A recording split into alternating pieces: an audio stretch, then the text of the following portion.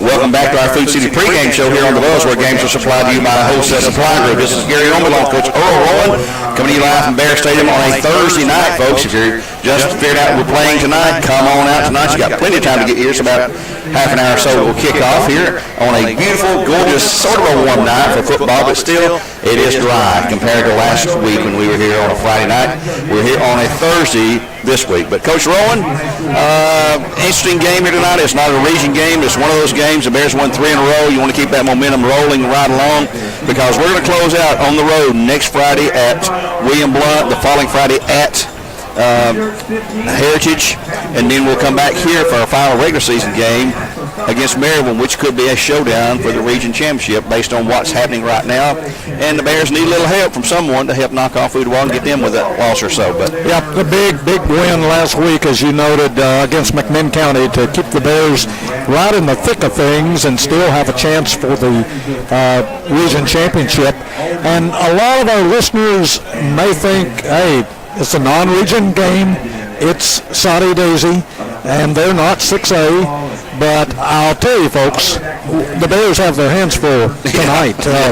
This is a good, solid football team. Coach Floyd knows it. The football staff knows it. Let's hope that all the players know it, because we went down to Soddy Daisy last year, and man, oh man, they kicked us every way except a winning way in the first half. We were down 28-13.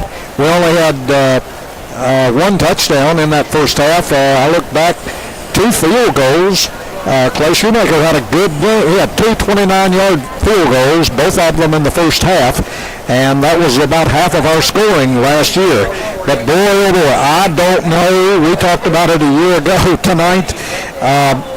What was said, I don't know if they changed a few things, but man, oh man, you talk about a difference of just flipping a switch of how poorly our football team played in the first half last year, trailing by 15 points, to come out in the second half and throw a shutout, 25-0 over the third and fourth quarters to win that game 38-28. It was just phenomenal, and a lot of those players have graduated, but the quarterback is back, Devin Chambers. Yes, he is. Let me tell you, I look at his starting lineup. He's got a very talented starting supporting cast there. Some of the names are different from last year, but they are good, solid juniors and a couple of sophomores thrown in there.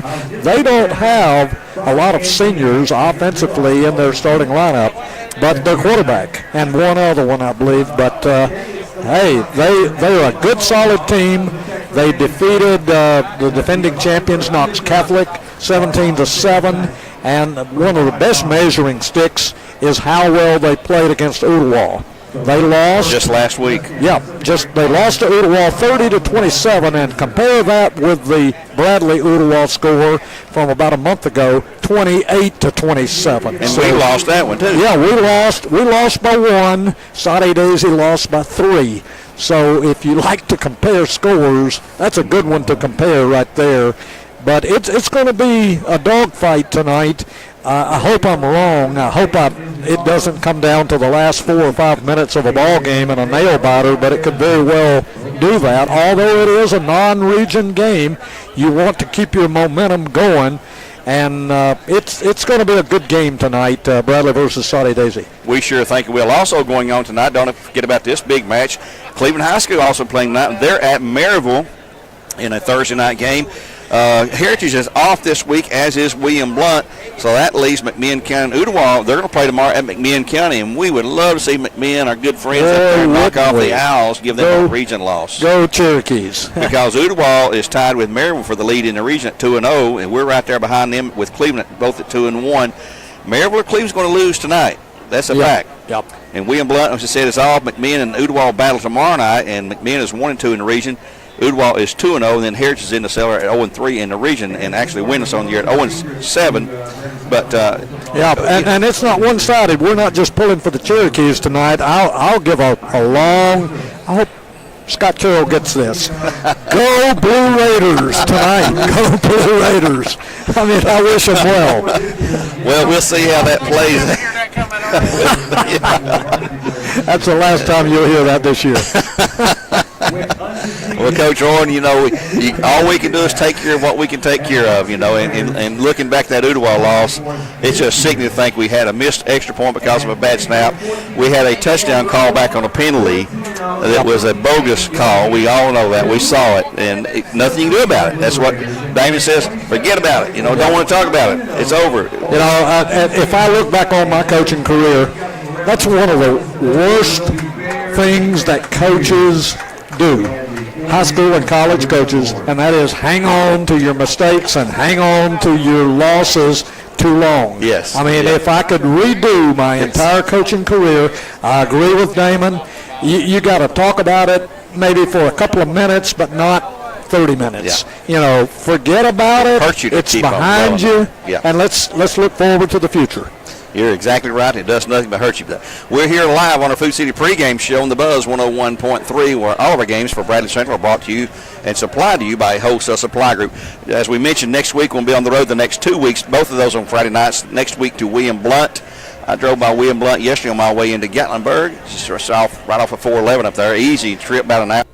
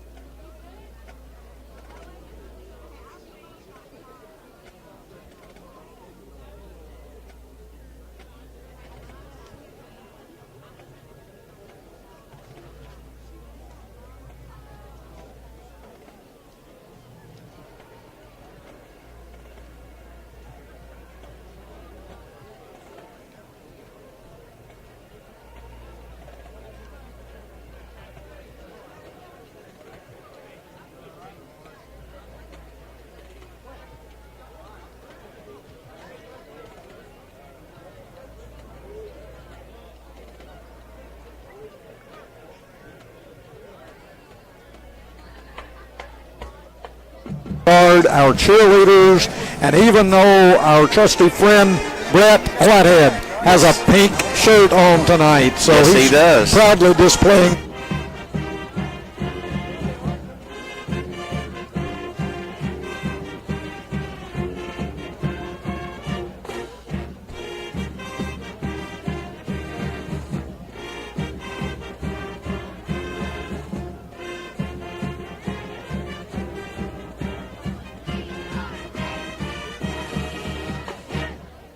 For both teams here on the Buzz 101.3, where games are supplied to you by Wholesale Supply Group, as we begin to wrap up our Food City pregame show. We'll return in 2 minutes. All right, you're clear, Gary. Give us 2 minutes here, 2 minutes. I've got that stuff and pink out for volleyball and all that.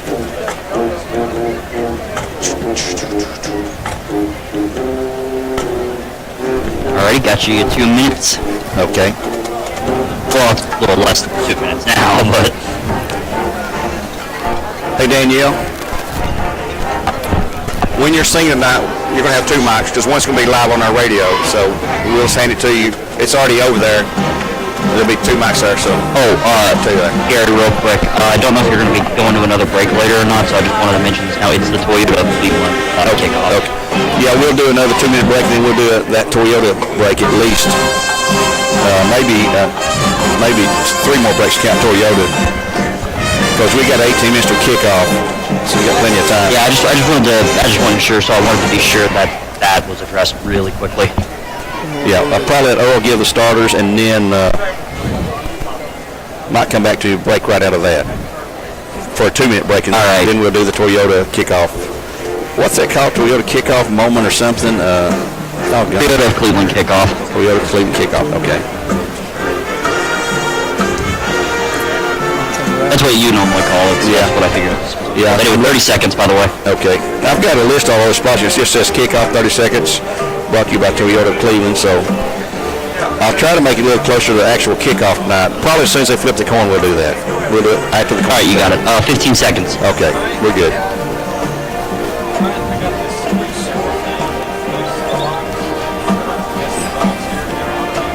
We're on in 5, 4, 3, 2, 1.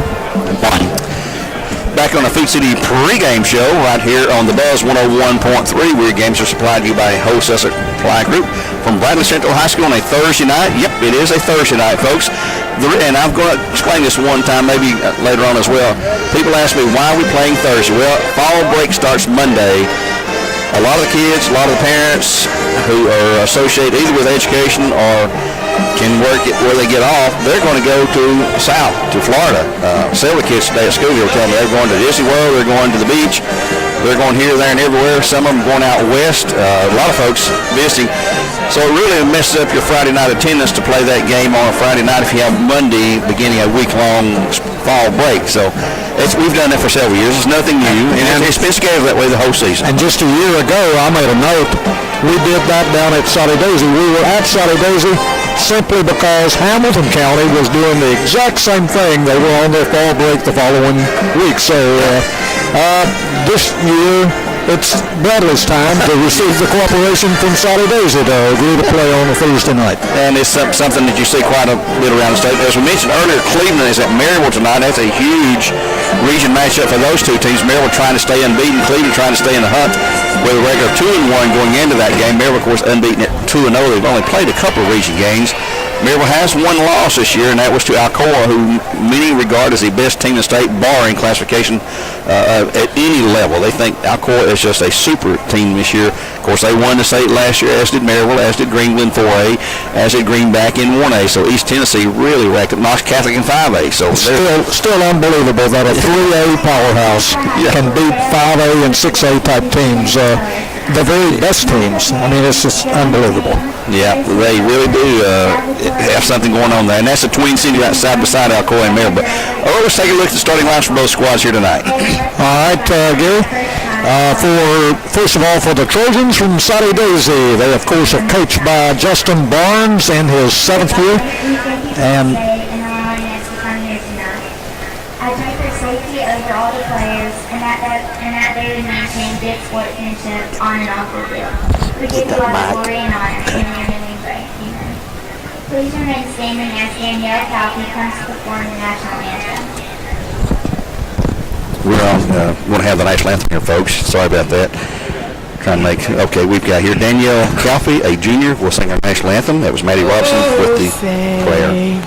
Can you see by the dawn's early light what so proudly we hailed at the twilight's last gleaming, whose broad stripes and bright stars through the perilous fight, o'er the ramparts we watched were so gallantly streaming, and the rockets regular, the bombs bursting in air, get through the night, that our flag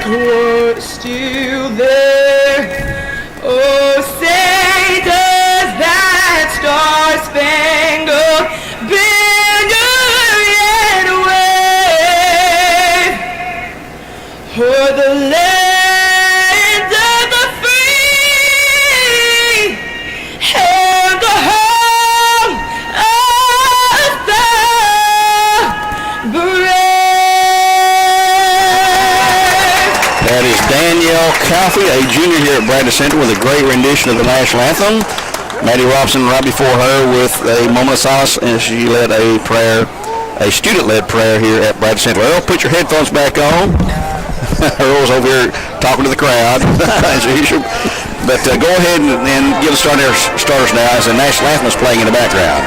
All right, the starting lineup for the Soddy Daisy Trojans. At left tackle will be number 50, Jonathan Rathman. He is a junior. At left guard will be number 62, Logan Phillips. He's the lone senior other than the quarterback, Gavin Chambers. They only have 2 seniors in the starting lineup, 6 juniors and 3 sophomores. The center is number 79, Mason Chambers. He is a junior. The right guard, number 65, Will Riddick. He is a junior. The right tackle, number 77, Matt Wilcox, another junior. And the wide receiver core will be number 2, Isaac Barnes, and I suspect that may be the coach's son. I bet it is. Isaac Barnes, he is a sophomore. Would make him about 15 years old, and like I said, Coach Barnes, Justin Barnes, is about the same age as Coach Damon Floyd, and I think Damon has just turned 40 or 41, so it makes sense. Anyhow, nobody has told me, but I would guess that Isaac Barnes is the coach's son. The wide receiver, number 21, Landon Maynor. He is a sophomore. And Landon Reese is another wide receiver, number 16. He is a junior. And the last wide receiver, they have 4 listed in their starting lineup, is Keyshawn Eubanks. He's a sophomore, number 3. The running back, the sole running back in their starting offense will be Hayden Maynor. And he's a good one. Yes, indeed. He is number 9 and a junior. Hayden Maynor, you'll be hearing Gary say that name quite a bit. And the quarterback who directs the offense, and boy, is he a good one, is Gavin Chambers. Number 8 was the identical same number that our number 8, Dylan Stanford, and like I said earlier, hour or so ago, if you missed this, tonight you will see 2 of the premier quarterbacks in the entire state of Tennessee, in Gavin Chambers from Soddy Daisy and Dylan Stanford for the Bradley Bears. Chambers, number 8, is a senior. And for the Bears, the usual starting offense. The left tackle will be number 60. He's a 6'4", 310-pound junior, Jared Fox. At left guard, one of the captains, number 77, Trevor Wallace. Trevor is a 6', 215-pound senior. The center is Jacob Tipton. Jacob is a 5'10", 225, a junior. The right guard is number 67, Michael Holyfield. Michael is 6'2", 255, and a junior. The right tackle is C.J. Dills. And I guess C.J.'s back in the lineup tonight. Is that right, Gary? Well, I asked Damon today if everybody was healthy, and he said, yep, looks like we are. Well, C.J. was the one that was questionable. He said he's not sure with him. Anyhow, C.J. is the normal starter. Yeah. He's number 51, a 5'10", 220-pound junior. And the wide receivers, Ashton Boyd, number 7. He's a 5'9", 160-pound junior. And Mr. Reliable, Sailor Clark. Sailor's number 9. He's 6'2", 180-pound, and a junior. Trey Curry really beginning to come into his own. He's received all kinds of attention from Division I schools, and just a sophomore, folks. Trey is number 12. He's a 6'4", 215-pound sophomore. A great future ahead. And the other wide receiver is a senior, Ethan Vaughn. Ethan wears jersey number 3. He is 6 feet, 170, and a senior. The running back of this crew, Ricky McCleary. Ricky is a 5'10", 180-pound junior, and the man who directs the show out there is a senior this year. That is number 8, Dylan Standifer. A sensational year last year, All-Stater, and he's having quite a year this year. Dylan is 5'10", 185, and a senior, and is already committed to play baseball over at Lee University. He is an all-round athlete. That's the starting 11 for the Trojans and the Bears, Gary. Thank you, sir. There, the Bear captains are on the field. Soddy Daisy's team has not returned to the field, so they're waiting with the bated breath, I guess we could say, for the captain's return. Let's take another break here on the Buzz 101.3, wrapping up our Food City pregame show, where games are supplied to you by Wholesale Supply Group. We'll be back in 2 minutes with more live coverage, and we'll have the coin toss coming up for you.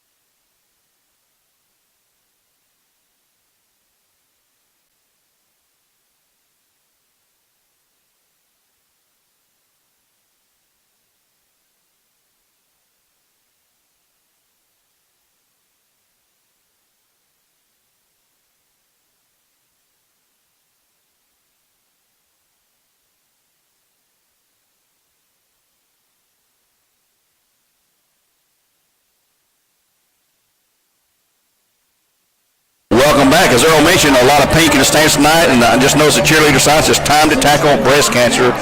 We've had a lot of things going on here at Bradley this week in support of people wearing pink ribbons, and everywhere you look, it is Breast Cancer Awareness Month, and it is a very vital issue that we hope can be corrected down the road somewhere as research continues to develop new and better cures.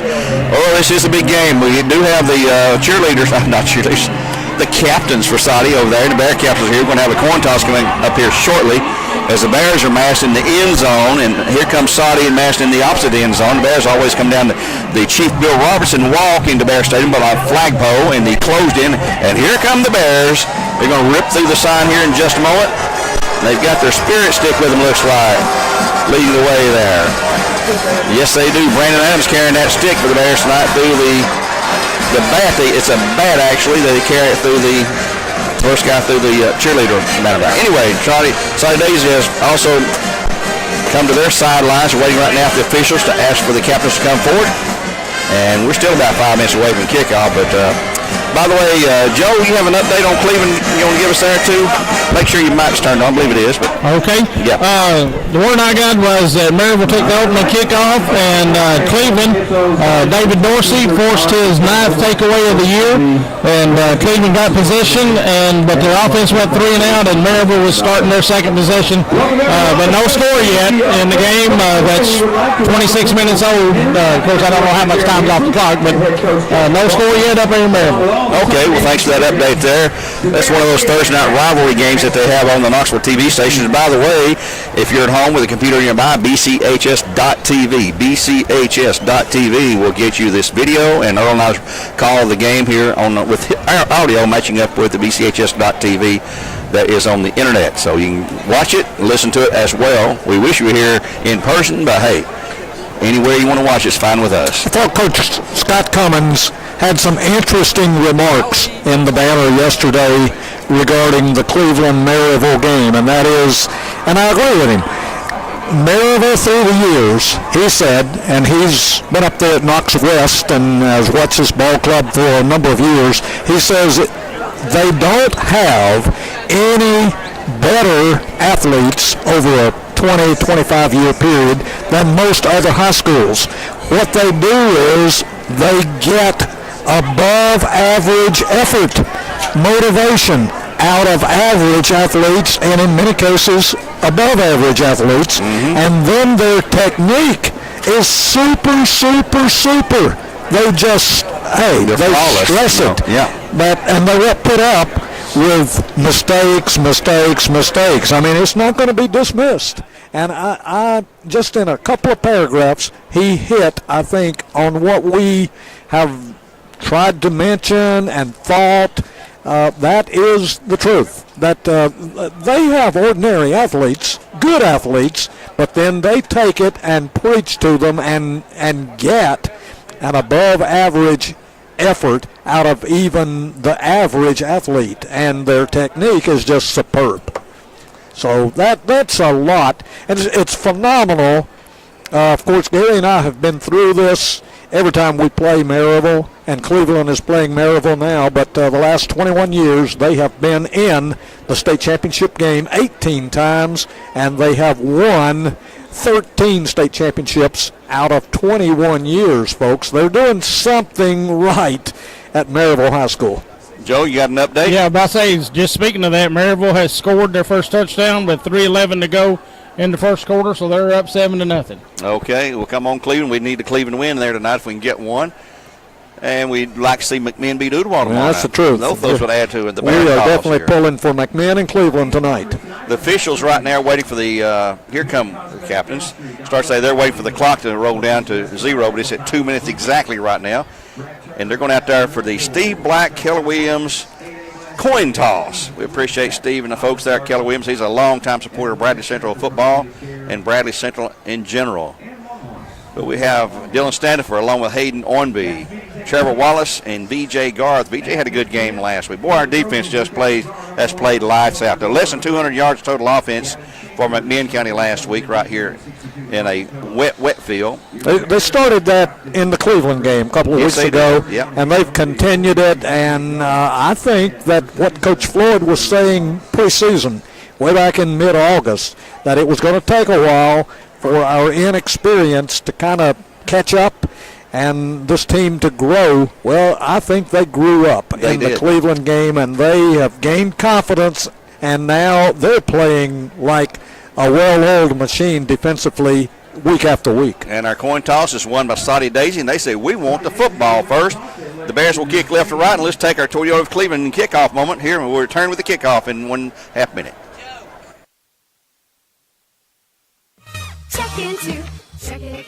Your wallet's empty, and you've got bills to pay. What do? Stop worrying. Get the cash you need today at Check Into Cash. We offer payday advances, auto title loans, and lots of ways to put the cash you need in your pocket today. And we make it quick, easy, and confidential. So stop worrying and stop in to Check Into Cash today. Visit checkintocash.com for the store near you.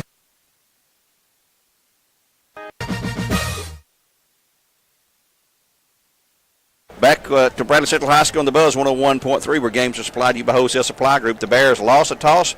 Soddy Day says, we want the ball. They're in the white tops, black pants. Brad in the black tops and gold pants. Both teams in white helmets, and Clay Shoemaker will tee it up at the 40-yard line and kick left or right here to the open end as the clock rolls down to 0. And we're about ready to get underway here, Earl. Should be a fun game for us. Last year, a 38-28 shootout with a ton of yards, 888 yards, I believe Earl said. Combined by both teams. 38 first downs. That's incredible numbers for high school. 66 points. Clay will kick off in the near sideline. Who's deep? Back deep is Keshawn Eubanks and Garrett Richardson, a senior and a sophomore. Eubanks a sophomore, Richardson a senior for the Trojans of Coach Justin Barnes. Clay Shoemaker awaiting the officials' word to go, and here he comes. He's going to approach the ball. His kick, a long boomer into the end zone. And there'll be no run back allowed. It touches the end zone. And that's what we want to see out of Mr. Clay Shoemaker, one of the seniors. Clay started that last week. He hit 2 boomers like that in the end zone, opens this game in the end zone, and that's what we need out of him. Just game after game, kick after kick. He just boomed that one. Getting the glad hand from all the guys, the coaches on the sidelines, some of the players. Here we go, Soddy Days with Maynard in the backfield. It's going to be Gavin Chambers, the quarterback. They're in the tailback, quarterback position. The snap, handoff to Maynard into the middle. No, Chambers keeps going to pass. It's going to be complete for a short gain, close to 10, though. Going to be second down. Chambers rolled out and kept in, hit number 2, Isaac Barnes. There's another Barnes guy, Earl. Got a couple of Barnes on this team. He will gain, let's see, put the sticks down, guys. Going to gain 9 yards, really. 9, going to be second and 1. Ball at the 29-yard line in Trojan territory. Man in motion, going swinging out, and there's a flag on the play. Come to Lloyd dead. That's going to be on the Trojans. Illegal procedure, back him up 5 yards. First penalty of the night on the second play of the game. We'll call it second down now, and let's see, about 6 to go. Back him up to the 24-yard line, looks like. Yep, right to the 24. Second down and 6 to go. Had a man in motion out of the backfield there, and apparently he cut up too quick or someone else moved. They'll crank the clock. They're in a spread formation, twins out right and left. Tailback behind Chambers. The snap. He will fake it, and he will be sacked. Oh, he's going to throw it. It's incomplete. Man, they had him. He was about to go down. He had 2 Bears hanging all over him, and he just threw that one away in desperation. But had a man out there, so. Hayden Ormby, one of those guys, and didn't get, I think it was Cole Ryer and Ormby. Going to be third down and 6 to go. Boy, they nearly had him for a sack. They'll shift now. Maynard to the left side of Chambers. Trips out the left side this time. He's looking to the right, though. Solo receiver. Throws down the field. Going to be complete on a great catch. Is that Barnes again? Going to be complete to the 39. Keyshawn Eubanks. Eubanks on the catch. Number 3, not 2 this time. First and 10 for the Trojans. And that was a great catch. Had to leap high. He's not a big guy. He leaped high, pulled it down for the first down catch. Yeah, he's a little short guy, but boy, he's an athlete. And he went way up in the air to bring down a high pass from Gavin Chambers. Trips to the left side. They're going to look left. He's going to roll right. He's going to roll out, and he's going to throw a little screen pass. And he's going to be hit behind the line. He'll fight forward, and still is fighting. That's going to be Hayden Maynard, number 9, the running back. He'll get positive yards out to the 40, I believe the 44, a gain of 5, second down and 5 to go. So Soddy's opening up the passing game. They've not had, I don't think it had a run yet, have they? No. 4 straight passing plays so far for the Trojans at 10:45 in the first period of play. Maryville over Cleveland 7-0. 3 minutes to go in that first quarter at Maryville. They kicked off at 7 o'clock tonight up at Maryville. Empty backfield. Trips left. Twins out to the right side. Chambers gets a snap back. Looks left. He's going to throw it right. A little screen pass. He's going to be hit, and he will barely get the line of scrimmage. It's going to be third down and about 4 to go at the 45-yard line. Yep, a 1-yard gain.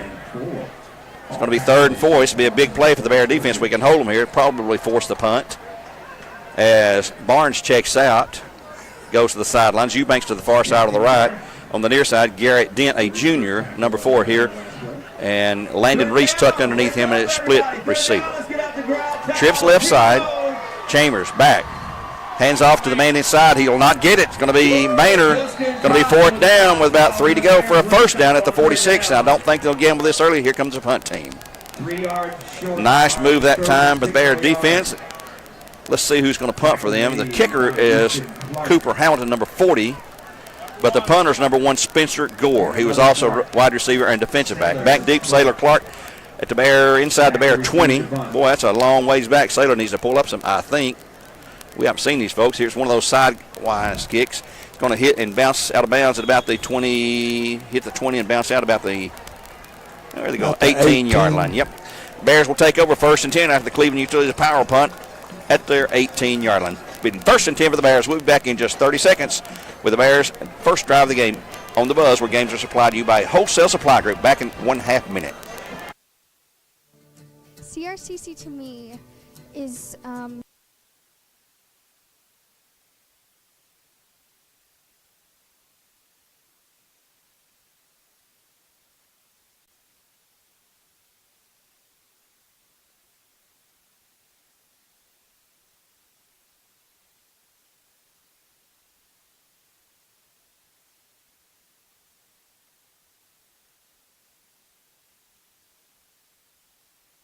back pass from Trey Curry for a huge gainer down to the 44-yard line of Soddy Daisy. Little razzle-dazzle right off the bat. And the Bears have been known to do things like this. Ashton Boyd was 6-8 yards behind the secondary, and Trey Curry threw him a good one there. Big gain right off the bat for the Bears. Coach Moody been working on that play and told us he's going to run that tonight. He said the first play of the game, expect it to happen, and it did.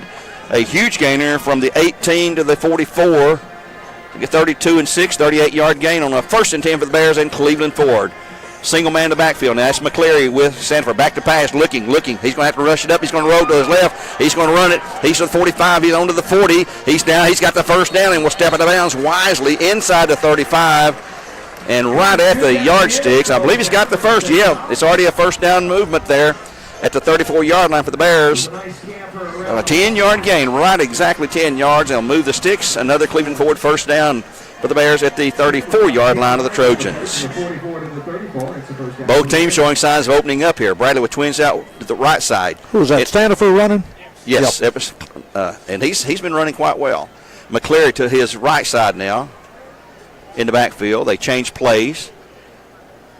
Standifer set, back to pass again, looking, going to throw it deep, downside, over the top. Let's see where the catch goes. It's good! Yes! Touchdown Bears! Just like that. Touchdown for the Bears. Sailor Clark. We had 2 receivers and 2 defenders there, and Clark picks up a 34-yard touchdown for the Bears.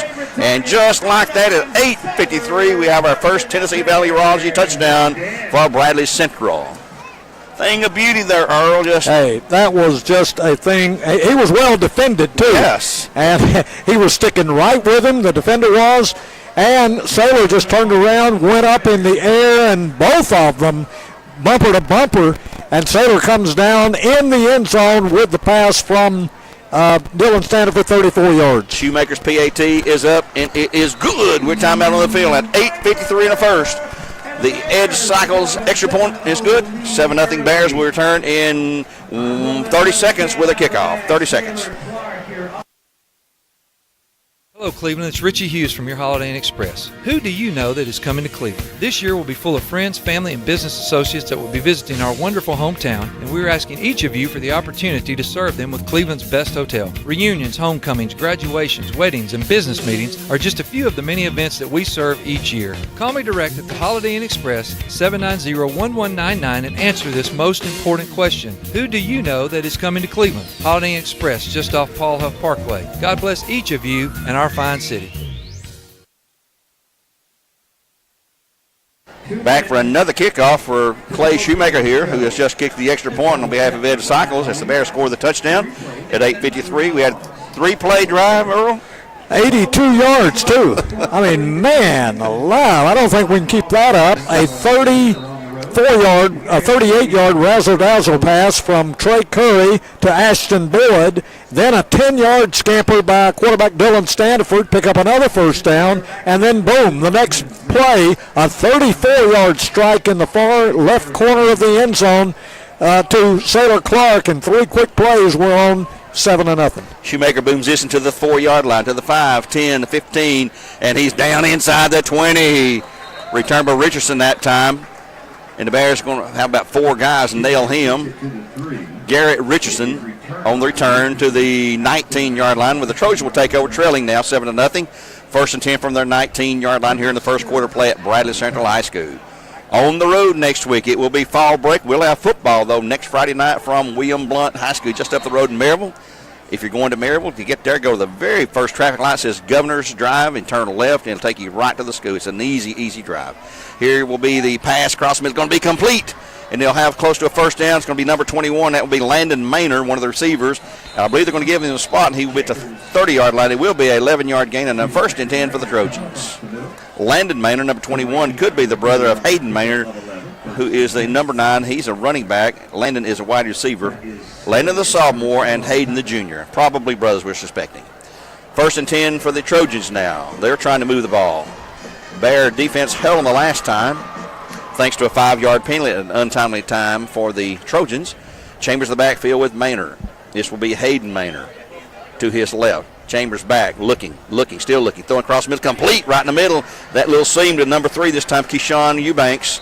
A big gainer for another first down out to the Trojan 49-yard line. They're hitting it right across the middle, and we've got an open spot right behind the linebackers. Now they're attacking that. Yep, right in the middle of the seam there, and he was open. Yes. And Eubanks has good speed. They're up to the 48-yard line now. That was an 18-yard gain, and man alive, these two teams can make it exciting. Let's get a turnover here. Maynard to the right side, now Chambers in that backfield. Twins left, Twins right. Working right to left on the radio here. Back goes Chambers. He's going to roll out of the pocket, and he's going to be rushed. He's going to throw it out in the flat. It's going to be overthrown, incomplete. It'll be 2nd and 10. Intended that time for number 21 again. That's going to be Landon Maynard, defended back there by the Bears cornerback on the far side. It looks like that's going to be Braden Clark over there, I believe. Well, that's only his second miss. He's opened up here, and we haven't even played half a quarter yet. And he's 6 out of 8 on his passing.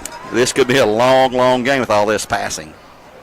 They've had one run, I believe. Have one run. One run out of their 8 plays so far. He is set to go quickly out of the no-huddle shotgun. He will hand off this time to Maynard. He's going to be hit and held and stopped, and he will lose yardage. Yeah, 3 or 4 Bears. Going to be 38, 40, Cole 35. Ryer, B.J. Garth out there along with Easton Clark, number 23, in on that tackle. 26, Tucker Steele out of the secondary in on that. 4 or 5 Bears brought him down. Also. Be a loss of 2, 2nd and 12, back at the 46-yard line now. The Bear defense has been there, basically, as Earl mentioned, since the Cleveland game. We didn't look too good against Farragut, but they found the key, the magic code, whatever. Pass to a wide open man in the middle. Ooh, and he is hit hard and head on, short of the first down, hit first by the Bears.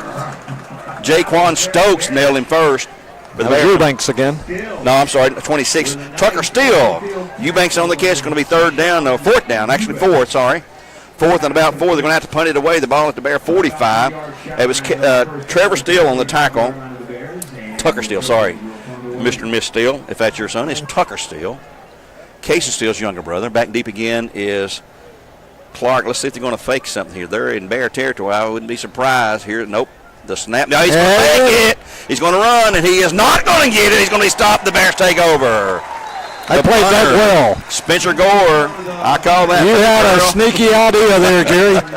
Kudos to you. And, there might have been 2 or 3 coaches smelling that one out too. But, hey, they gambled, and they lost on that one. The Bears are going to get excellent field position at their own 45. They shifted the protection man for the punter up to the line, and you knew it was a dead giveaway. And I bet you the Bear coach were hollering from the sidelines.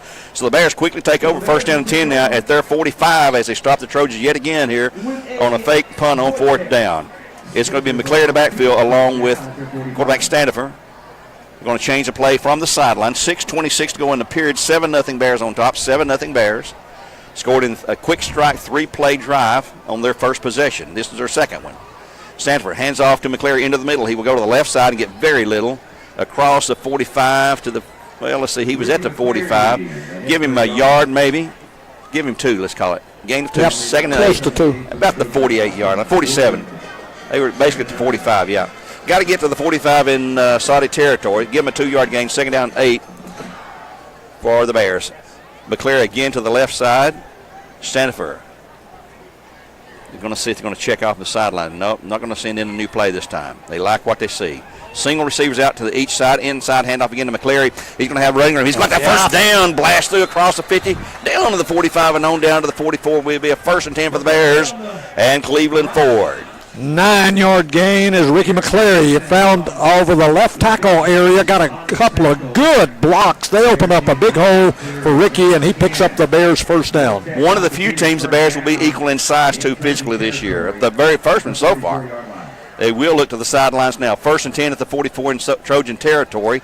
Let's see what the Bears decide to do here. I believe Curry's in there at the backfield now.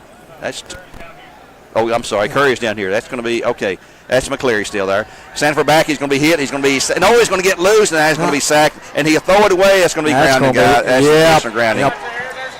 They got it. Yeah, but flag's going to be intentional grounding on the Bears. They're going to wave it off because Curry was here. Yeah, he sure was. They'll wave it off. They took a second look at that. Yeah. And they had a little bit of assistance from 4 or 5 of the Bear coaches and Joe Cannon, yes. I might add. Yeah. Oh, Eagle Eye Joe saw that one too. He had a man there. Going to be 2nd down and 10 to go. The ball at the 44. Yeah, he had a man there, and he was going down in about a half a second if he didn't get rid of the ball. With McCleary in motion, left to right, let's see what the play is going to be. Pass across mid is going to be complete. Into the end zone. Will go Ashton Boyd. Touchdown Bears. Ashton's first touchdown score his second touchdown score of the year, I believe. Another Tennessee Valley Raji touchdown, and you can see that would develop. 44 yards. Ashton Boyd. How many plays did that drive? 44. Let's see. 1, 2, 3, 4 plays. 4 plays. Well, what's happening? Took us another play that time. 13-0 Bears at 5:06. Clay Shoemaker trying to add the extra point. Standing for the hold, of course. Here's a snap. The kick is up, and again, it is perfect. Good. Timeout on the field at 5:06 to go. 14-0 Bears will return in 30 seconds with another Bear to kick off when we return in 1/2 minute.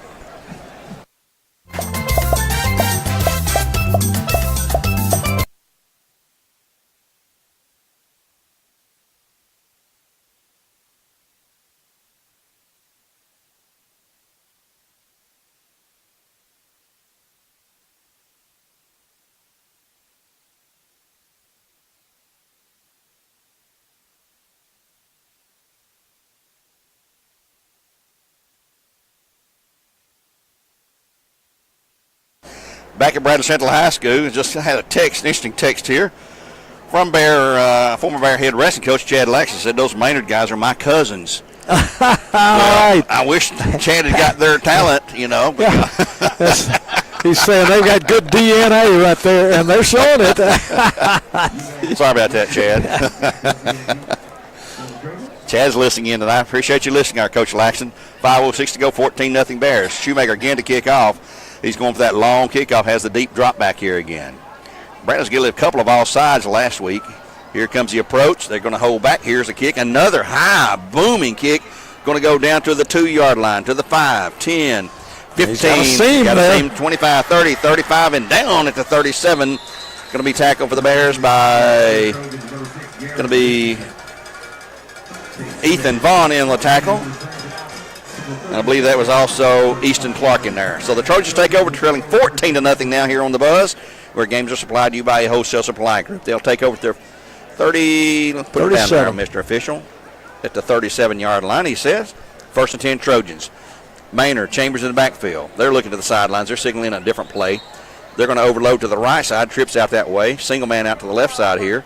Chambers back. We'll hand off to Maynard. He's going to be hit, and that running game is going nowhere. Give him maybe a yard. It's going to be 2nd down and 9 to go. Still inside the 40. Give him 2 yards. 2 yards, I guess. Close to 2. A short 2. 2nd down and about 8 to go. That middle defense. No Hayden. Yeah, we've changed. Isaac Barnes is the quarterback. He's the backup quarterback. I don't know if Chambers is hurt.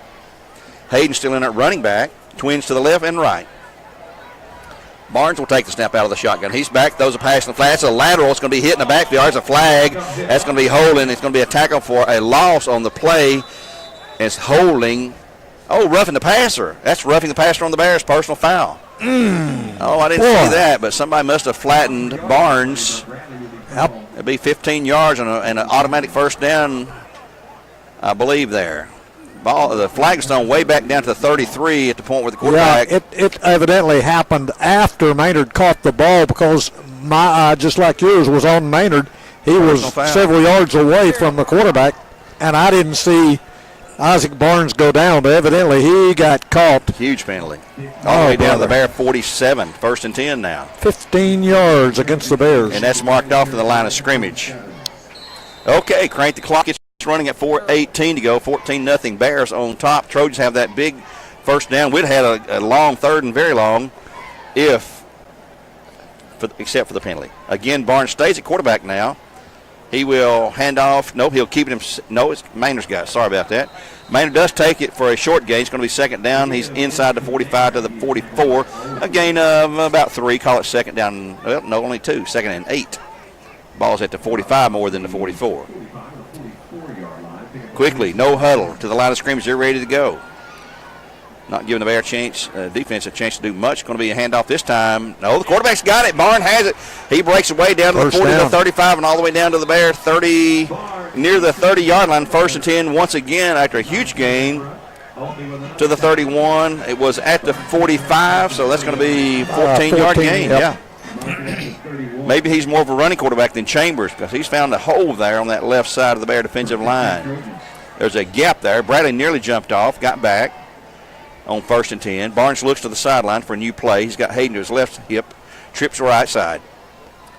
He's looking around trying to reposition Hayden, Maynard, it looked like. He's back looking, going to throw out of the pocket, going to throw across the middle, going to be intercepted. And it's going to be for the Bears. Brandon Adams, I believe, isn't it? There's a late hit there. No, it's going to be for the Bears, number 4. That'll be Davion Dunn, who takes it down inside the 10, about the 6-yard line. He overthrew it just a little bit. And Davion Dunn has a takeaway for the Bears at 3:06 to go in the opening period of play. Let's see if I got time. No, we don't have time right here, Morgan, for a quick timeout. So a quick turnaround right there. It's the first turnover of the night. It was an interception by Davion Dunn. Davion is a 5'11 junior defensive back for the Bears. He plays a safety position back there, sort of a free safety. He roams. And here come the Bears quickly out to the line of scrimmage, leading at 14-0 here at 3:06 to go in the opening quarter of play. The Trojans come in with a record of 3-2. The Bears 4-2. They lost that earlier game, the first game of the year. They lost it to Red Bank because of the storms. So they are a game shy of the schedule this year. Stanford will take it near the goal line. Hands off to McCleary. He'll come forward, getting outside. He's to 10. He's 15, 20, 25, 30, and he's going to be shoved out of bounds at the 32-yard line. A big, big break for McCleary from the 6 to the 32, a 26-yard gain, and a Cleveland Ford first down for the Bears. Move those sticks. Boy, that's a great thing. Get out from under your goalpost because Dillon was standing at the goal line when he took the snap. He's out to the 32-yard line now. McCleary to the right side of Stanford. Is that McCleary? Yep, that's McCleary, number 2. Trips to the left side this time. The Bears are going to check off from the sidelines. Nope, they're going to keep no signal. They're going to keep the same play they called. Stanford steps back up to the shotgun position with McCleary to his right. Saylor Clark out here to wide right side. Trips to the left. Stanford back looking. He's going down deep across the top. He's open. Curry, and it's overthrown. And he drops it. Man. Could have had it. Should have had it. He was open. He had a step on his defender, and it just simply went through his hands somewhere. And Trey Curry doesn't usually do that, but, man, that would have been a tremendous gain right there, and possibly all the way because he had a step on the defender. 2nd and 10 for the Bears now. Ball still at the 31. Clock stopped at 2:53 in the first quarter. 14-0 Bears. McCleary to the left side of Stanford. This may be a running play, I'm guessing here. Now they're going to check off. Let's see. 3 down linemen. They're showing blitz on the defensive end. They're thinking Bradley's going to pass. Now they're going to back away, protect against the run. Here's a quick pass to flat to Curry. He will get one block. He'll go down quickly, though. No gain. 3rd and 10. No gain at all. Tackle at number 34. That's going to be Jarek Cook for Soddy Daisy, the only man that hit him, brought him down immediately. He got really tangled up in the Bear blocker there. One of the wideouts in front of Curry couldn't get out of the way. So it's going to be 3rd down and 10 to go. Clock once again stopped at 2:20. No, it was not stopped. That pass was complete for no gain, though. So the clock continues to run. Bradley trips to the left side this time. Curry out alone to the right side. McCleary steps up, and it's an empty backfield, and he'll go to the wing position right behind the right tackle. Stanford taking his time, looking over, back to pass, has the time, throwing long over the top again. Here is going to be a completion. Is that Boyd again? Saylor, I believe. That's going to be Boyd or Clark. Let's see who that's, 7 or 9. It's going to be a long gainer down to the 45 That's, from Saylor, the 35. Yeah, Saylor Clark limping off the field, coming to the sidelines. I'm not sure what happened. No, he's not coming out. He's just coming to the right side. He's holding his back, though, like he's in pain. 1st and 10, all the way down to the 35-yard line. So 34-yard gain. 19 and 15, 34 yards. 34 yards. Empty backfield again for the Bears. Curry in motion left to right. He'll take the handoff into the middle to the 35 to the 30. Trying to force his way down. It's going to be 2nd down, though. He stops at the 29. Just across the 30. Inside the 30, let's see, I think they're going to put him at the 29. Yep. Well, right to the 30. At the 30 from the 35, a 5-yard gain. 2nd down and 5. Curry is in the split receiver position inside of Sailor Clark. Twins out left side. Also McCleary in the backfield. Trojans nearly jumped off. Bears going to change their offensive set and play. Coach Matt Moody, who's the offensive coordinator this year, signals it in from the sideline. The snap, the handoff inside on the delay to McCleary. He's going to have the first down inside the 25 to the 23 or so. With Bears will have it, and another Cleveland Ford first down. McCleary picks up 7 to the 23-yard line from the 30. Move the sticks. Keep the drive alive. 57 seconds to go in the period. They'll stop the clock to move the sticks. Now they've cranked it again. The Bears leading at 14-0 here in the first quarter of play. They'd love to get another score here. Look for them to go over the top here in a moment. It could be on this play here. 1st and 10 for the Bears. They're certainly in 4-down territory at this point if the ball keeps moving forward. McCleary will shift to the right side. Clock's at 36 seconds to go in the period now. Stanford with a snap, back to pass, looking, has all kind of time. Pass to the end zone. Here's Trey. Interference. There it is. Yes. Pass interference. It's just a shove off. He was going to catch a touchdown. They're going to have a penalty on pass interference on the defensive back that time. So this will be about half the distance, I'm guessing, from the 24. Obvious interference. Everybody could call that. Half the stands call that one. And we did. Yep. And the rest of the crowd, the Bear crowd anyway.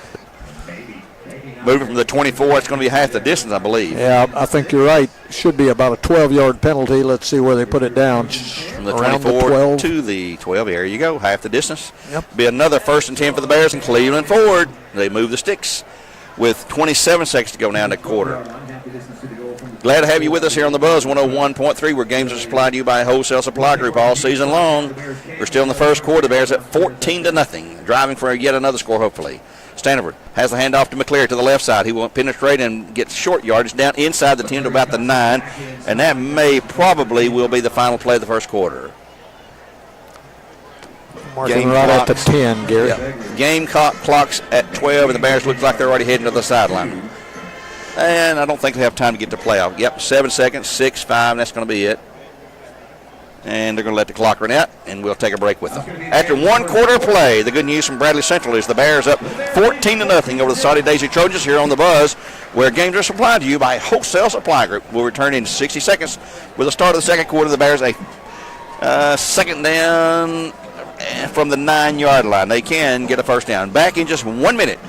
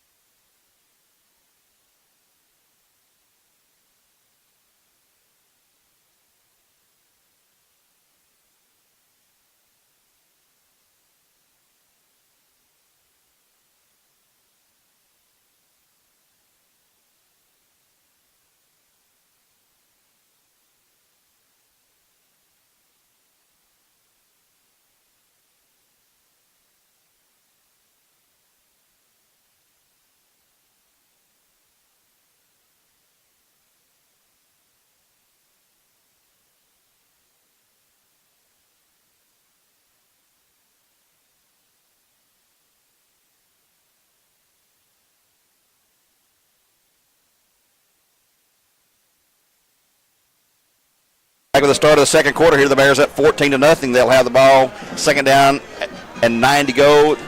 Ball is right inside the 10. They can get a first down. And let's see what they're going to attempt here. Soddy comes to the field again defensively. The Bears will have in the backfield McCleary, of course, at the running back. Stanford quarterback. We have Trey Curry out wide left. They may throw that little jump pass here. That's the play I'd call it, the little jump pass to Curry in the corner. Sailor's in the middle. It'd be a post pattern for him probably. And to the far side, well, there's nobody to the far side. Twins to the left side. That's it. Here goes Stanford looking. Flag on the play. It's going to be on, looks like Soddy Daisy. I believe they lined up all sides. They threw the flag that direction from the side. And let's see. 2, 4, 6, 8. You're right, Gary. Yeah.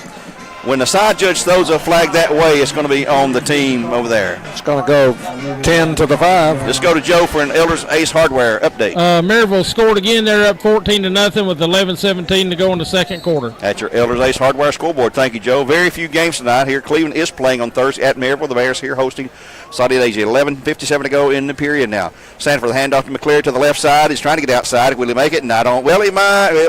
To the 5. It's going to be third down at the, 5-yard line, looks like? Yeah. Yep, he started from the 5, and I think he got back to about the 5, didn't he? He can get a first down. He needs about 3 for a first down. Yep, right at the 5. Third down at the 5. You got to get down near the 2, almost to the 1, actually. So let's see what play they cook up here. They're going to try a field goal probably if they don't make it, I'm guessing. With McCleary and Parker Johnson's in there as well now to left back. McCleary to the right side. And under center now, Standifer. Got a big hog in there blocking as well. Here's a handoff into the middle that's going to be McCleary. He's not going to have the first, I don't believe. It's going to be fourth down near the 2.5 or so. Yeah, I think he's just a tad short on the first down. It'll bring up a fourth down. Landon Lewis in on the tackle. They're going to mark him about the 3. He's got to get to the 2. He needs a long yard. Fourth and a long yard to go. They're probably going to go for this. No kicker coming in for the Bears. Sanford comes to the sideline to get the play, make sure he's no mistake. He will come over and get the play. Yep, fourth and about a true 1 yard. Play clocks at 20 seconds. Sanford now with Parker Johnson. Now they're going to huddle up. I wouldn't be surprised, Gary, to see Big Parker take this one. I'm sure he feels he can get at least a yard or 2. And he's got the big hogs there blocking right behind the offensive line. Here's a push into the middle. Yeah, he got it. He may score. He's close. He got the first down if he didn't score. See, he's got the first no matter what. Timeout. First and 10 at the 1 yard line. Yeah, well inside the 1. Yes. Actually, he's about a foot and a half, about a half a yard to go. First and go for the Bears and Cleveland Ford. Powerhouse backfield now. Under center again. Stanford probably keeping himself this time. He will. The big guys will push him into the end zone. Touchdown Bears. Stanford with those big guys behind him, just running backs, just pushed him into the end zone. And that's legal to do nowadays. It's 20-0 Bears at 10-18. Another Tennessee Valley Urology touchdown for Bradley Central. Your Ed Cycle PAT coming up now by Clay Shoemaker, who's 2 for 2 tonight. And Clay has really had a good kicking game the last 2 games. Really coming on strong as he rounds out his senior season. Long, deep kicks on kickoff. Dylan Stanford a hole. Cole Ryers, the long snapper. Here's a snap. Good snap. Placement. Kick is good again. Timeout on the field at 10-18 in the half. 21-0 Bears on top. And we'll return in 30 seconds with more live coverage here on the Buzz 101.3, where games are supplied to you by Wholesale Supply Group. Back in 1/2 minute.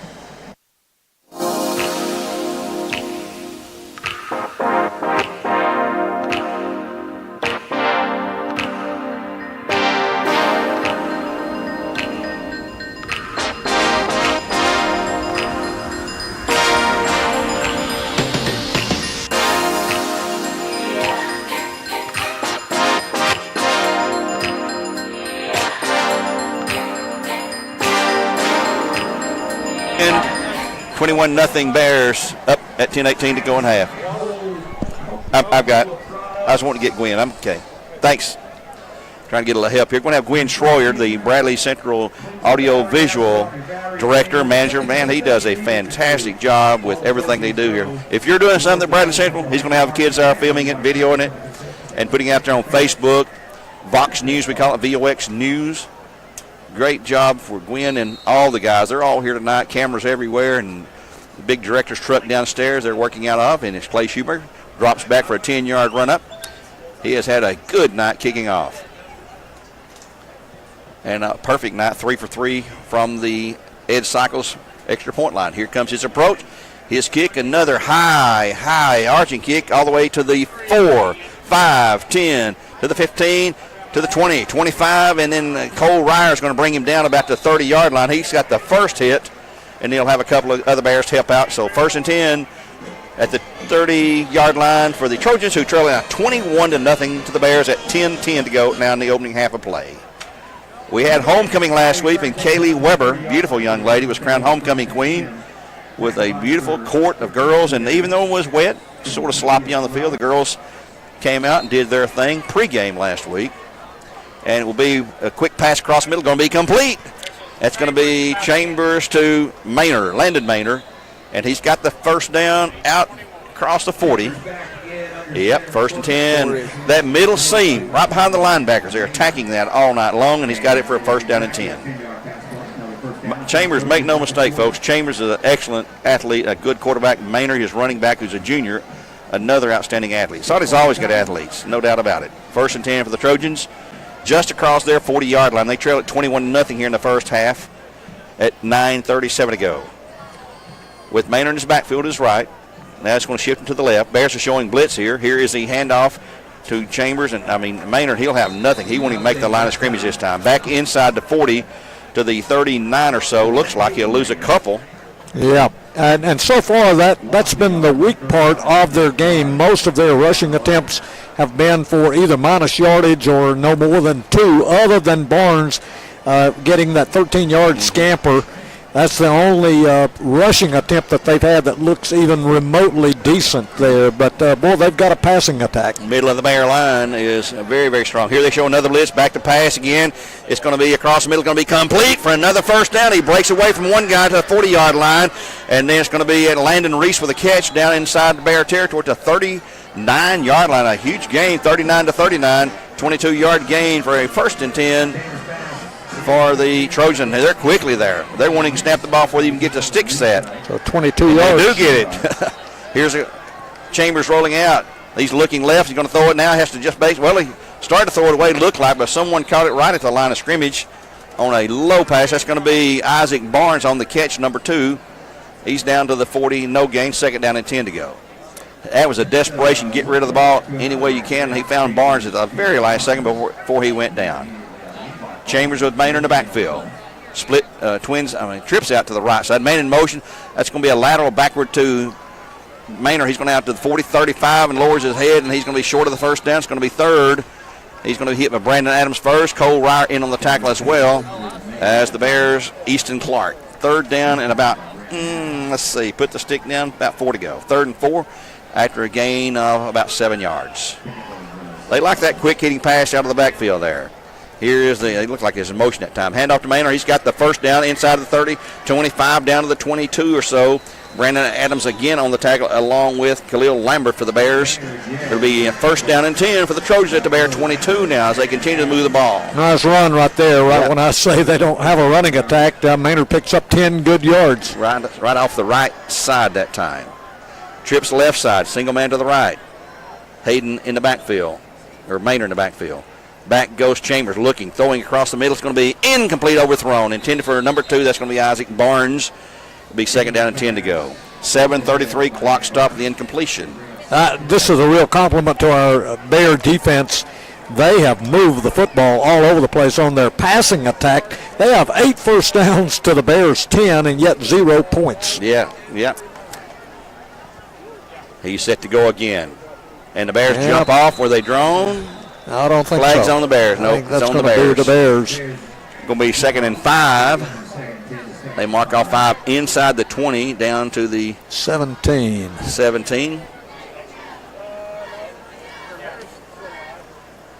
So 2nd and 5 to go. Helps out Soddy a little bit. Wow, Maryville is blowing them away, aren't they now? Is that Maryville score I'm seeing, or is that a different game? Here is the rollout, and going to be hit at the 17. No gain that time by Chambers. Going to be 3rd and 5. 23 for the Bears. Is that Evan? That's Easton Clark. Clark on the tackle. 3rd and 5. Chambers kept himself that time, rolled to the right side. He has Maynard in the backfield. Bears with 3 down linemen. Let's see what they're going to show here. They're going to put another lineman down. 4 down linemen right now. 2 for 2 on the night with a growl towel. Showing possibly a blitz here. Easing up. Here comes a blitz. He's going to roll back, throw out in the left flat. It's going to be complete. He should have the 1st down here. It's going to be Maynard. Boy, he lowers his head. He is hit. I don't think he got it. I think he's going to be short. You're right. He's just barely short. He's a good yard shy. Gain of 4. 4th and 1. I'm not sure who hit him over there, but somebody, they both lowered their head at the same time, sort of collided. You could hear from here. Hooper. Hooper, Ken's Hooper. Man, he's a sophomore, and they're already talking about the stud he's going to be. Talk about DNA. There's some DNA right there. He's turned into a stud already. The Trojans, an empty backfield and a flag on the Bears. They jump off sides, but was time. Bears had called time, though. Bears had called time, no penalty. No flag, they wave it off. Bears had called time. We'll take one at 6:22, a 1-minute timeout for Ed Cycles back in 1 minute. Your wallet's empty, and you've got bills to pay. What do? Stop worrying. Get the cash you need today at Check Into Cash. We offer pay.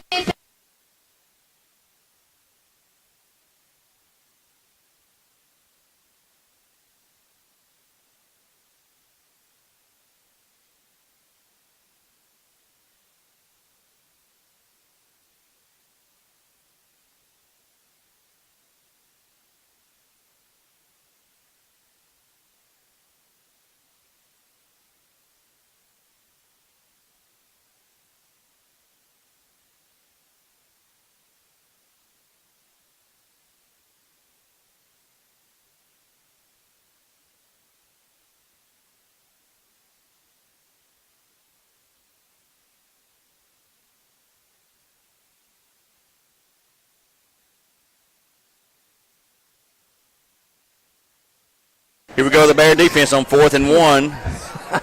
Still out of the shotgun with Chambers and Maynard in the backfield.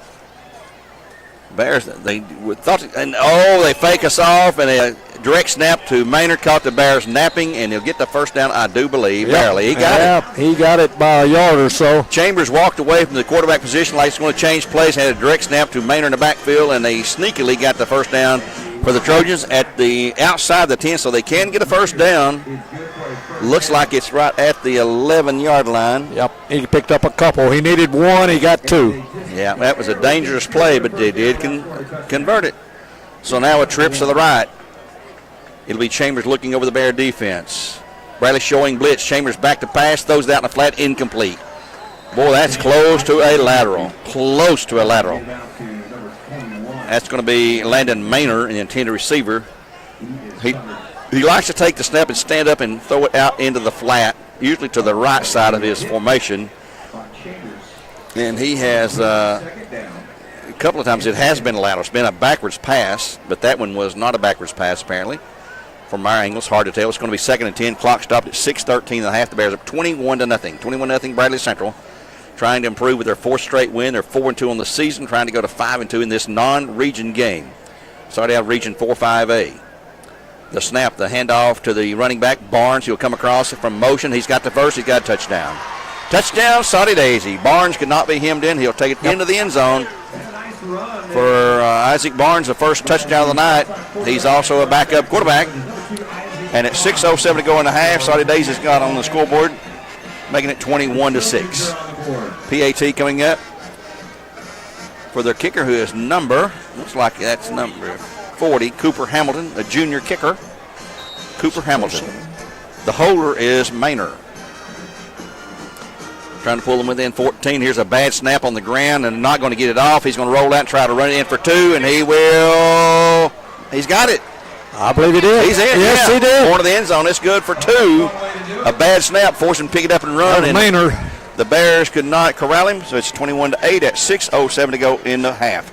We'll take a 30-second timeout here on the Buzz 101.3, where games are supplied to you by Wholesale Supply Group, and return with a Soddy Daisy kickoff in just 30 seconds. Cleveland, it's Richie Hughes from your Holiday Inn Express. Who do you know that is coming to Cleveland? This year will be full of friends, family, and business associates that will be visiting our wonderful hometown, and we're asking each of you for the opportunity to serve them with Cleveland's best hotel. Reunions, homecomings, graduations, weddings, and business meetings are just a few of the many events that we serve each year. Call me direct at the Holiday Inn Express, 790-1199, and answer this most important question. Who do you know that is coming to Cleveland? Holiday Inn Express, just off Paul Huff Parkway. God bless each of you and our fine city. Back with a Soddy Daisy kickoff here on the Buzz 101.3 with 6:07 in the half, 21-8. A botched extra point attempt for a kick for a PAT was picked up by the holder Maynard. He ran it in just inside the corner of the end zone for 2 points, cutting the Bear lead to 21-8. 6:07 to go in the half. Kicking off will be Cooper Melton, Cooper Cooper Hamilton. Cooper Melton played basketball at Walker Valley a few years ago. This is Cooper Hamilton. Quit laughing, Joe. It's not an easy job sitting over here where I'm at. That's right. Here's the kickoff. Long, high. It's going to be a short kick, actually. And it's going to hit and be taken by Trey Curry to 16 to the 20. And he's going to not get very far at the 22 or so.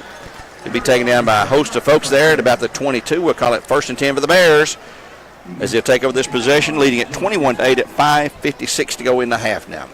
Coming up at halftime, you want to listen to Mr. Gwen Schroyer, a longtime staff member here at Bradley Central. Talk about what all the exciting things he's got going in the audio-visual department. He's here tonight showing this game live on BCHS.TV. BCHS.TV. You can watch the video from Mr. Schroyer's students and hear the play-by-play with myself and Earl Rowan here coming at you on the airways. Brad's going to check off from the little sidelines, trips out to the left side, overload to the left side. McCleary to the left side of the quarterback as well. Sanford always in the shotgun for the most part. Pass out in flat's going to be complete to Curry. He's to the 20, to the 25. He's to the 30, still fighting. He's going to be up good yardage, near a first down at about the 31, about a yard shy looks like. Going to be second down, and they stopped the clock for some reason. I don't see a flag, I don't think. It's not. Oh, yeah, it is first down. They stopped it for a first down. I didn't think he had it there. He's at the 32, actually. Yep. So another Cleveland Ford first down for Trey Curry and the Bears. That'll move the sticks and run the clock. Was that a pass or straight run? Yeah, it's pass. It's to Curry, yeah. Twins to the right side this time. Two in the backfield with Stanifer. Johnson and McCleary both back there. No, that's McCleary and Curry, actually. Sorry. Stanford in the middle between those two. He'll take the snap, hands off to McCleary. He's hit. That's a bad exchange there. That was a timing mess up there. McCleary either didn't expect the handoff or something happened. They'll lose on the play. A loss about, 4 yards to go. 2nd and 14 to go. Tackle back at the 27-yard line. Close to 5-yard loss. Yeah, about 5-yard loss. Yeah, there was a mix-up there. They sort of run into each other, and McCleary didn't know if he was supposed to take the ball. He finally tugged it away from Stanford, who now has an empty backfield with Curry split out to the right side, along with Boyd and Clark, looks like. No, Clark and Boyd to this side. On the far side, it's going to be Ethan Vaughn, actually. They'll change the play one more time, the empty backfield. Play clock's at 5. Here's Stanford rolling to his right, looking, boy, he can run for a mile. Here's a long pass, wide open, and he's got it. That's going to be Ethan Vaughn down the field inside Soddy territory, all the way down to the 46-yard line from the 27 to the 46. That's a 31-yard pickup. 23 and 4. That's a 27 yards. Yeah, 23 plus 4. And it will be first and 10 for the Bears and Cleveland Ford. New receiver in there, number 29, is Logan Weeks, split out here on the left side. Still an empty backfield. Sanford looking to check off. He's got Ethan Vaughn split in between Curry and also Weeks. Clark out to the right side there. Here's the snap. The pass going to be complete to Weeks at the midfield to the 45. He's going to have to then on to the 40, dragging people down there with him. Picks up a good 5-6 yards down to near the 40-yard line in Soddy territory, where it'll be second down.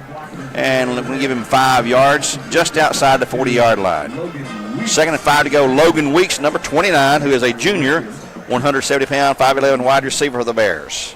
Good to see him get in there and get some action tonight. Weeks will play out to the right side now on the far side with Curry and Vaughn underneath. On this side is Boyd and Clark. Empty backfield again. The Bears have just gone to a passing game. Heck with running. We're going to pass it. Look for Stanford to run one here in a minute, though. 3:51 to go. Clock running at 3:47. 2nd and 5 to go. Stanford, there's that run, and he's going to be hitting, and he'll lose yardage. They sniffed that one out, too. Back to the 43, a loss of 2. Call it 3rd and 7. Back to 43. 3rd and a short 6, long 7. Or short 7, long 6, I guess we should say. They're going to huddle up quickly. 3:22 clock running. Play clock's at 23. Still that empty backfield. Wideouts everywhere. 3 right, 2 left.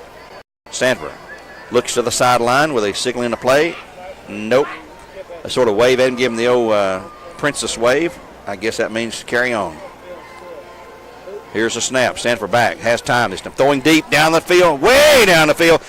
It's flag interference. I think he called it anyway. He caught the pass, and an interference going to be called. That's Ethan Vaughn. Vaughn on the catch at the 7-yard line. I believe it's defensive interference because it looked like they got tangled up from here, but Ethan Vaughn made a great over-the-shoulder catch down there.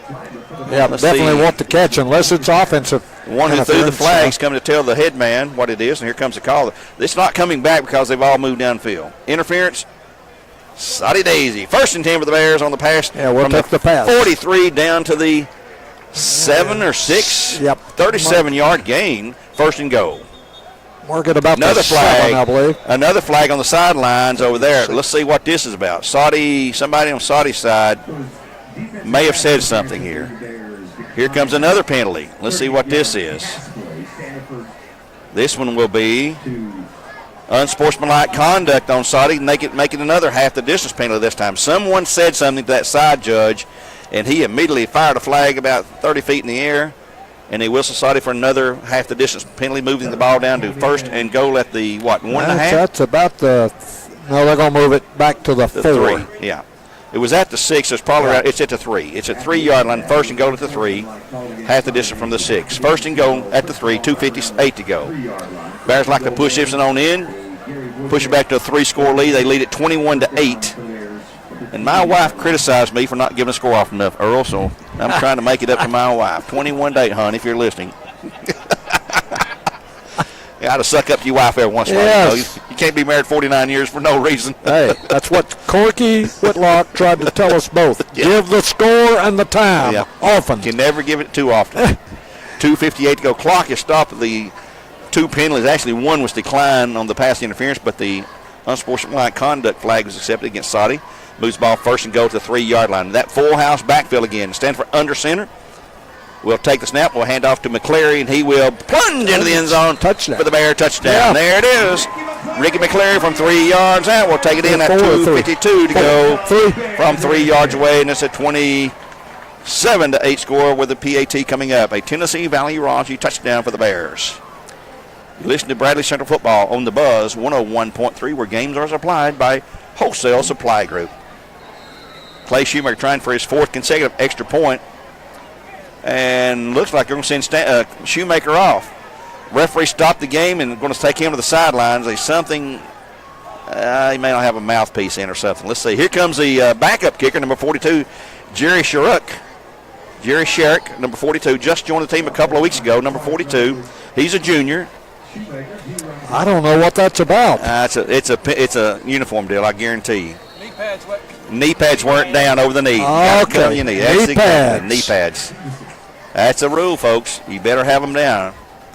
And here is Jerry Sherrick, or Mark Sherrick, sorry. His place down, his kick is up. It's good. So Mark Sherrick, maybe next year's kicker, makes it 28-8, and we'll take a timeout here at 2:52 to go. Ed's cycle extra point is good. Back in 1.5 minutes with another Bear kickoff when we return on the Buzz, where games are supplied by Wholesale Supply Group.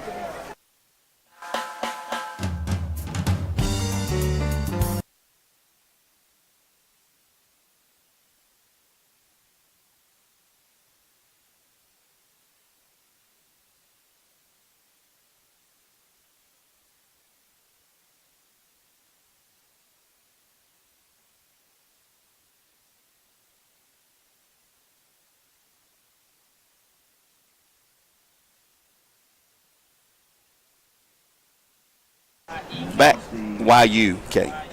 Back at 2:52 to go, 28-8. Clay Shoemaker, the penalty, or it wasn't a penalty, there's a uniform violation. He didn't have his knee pads down over his kneecaps, and they will not let you be on the field. Sounds like a silly rule, but it's a safety issue. And compliments to Coach Greg Guerin, assistant principal Greg Guerin. He knows those rules, and he's standing just outside the press box here, outside our window, and he quickly spotted what the problem was knee pads. I was doing the chain going a JV game Monday night for the Bears down at Lake Forest, and they had several players who were kicked out off the field for that very same thing. Here's a long, another high, booming Shoemaker kick to the 6 this time, to the 10, 15. That's Richardson to the 20, and man, is he flat. No, he gets free, though. Hit on, and he's hit, and he's still going to the 35, to the 40, 43 or so. And Richardson was hammered back inside the 20 and somehow just popped away. Probably hit him too hard. knocked him backwards, and he springs free for another big pickup. Now That's they're a going to nice back return. him up to the 38-yard line, actually. Stepped out of bounds, I suppose. So at 2:43 and a half, 28-8, Bears by 20 points. Soddy will have it 1st and 10. You know they're going to air it out here. They've got nothing to lose at this point. It's going to be an aerial attack for the rest of this game with this lead like this.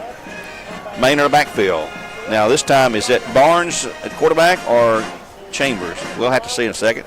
That's It's going to be Chambers. Chambers. He will have a little flare pass. It's going to be complete, hit. Now he spins free again. It's going to have 3 or 4 yards. That's going to be for the Trojans, Keyshawn Eubanks. Picks up from the 38 to the 41, a gain of 3, 2nd down and 7 to go. Keyshawn Eubanks, a sophomore wide receiver and defensive back. And quickly the no-huddle shotgun. Trips right side. Maynard to the right side of, now they're shifting to the left side of Chambers. Bradley with 3 down linemen. He's back to pass, looks down the field. He's going to throw it, and it's going to be lost off his hands.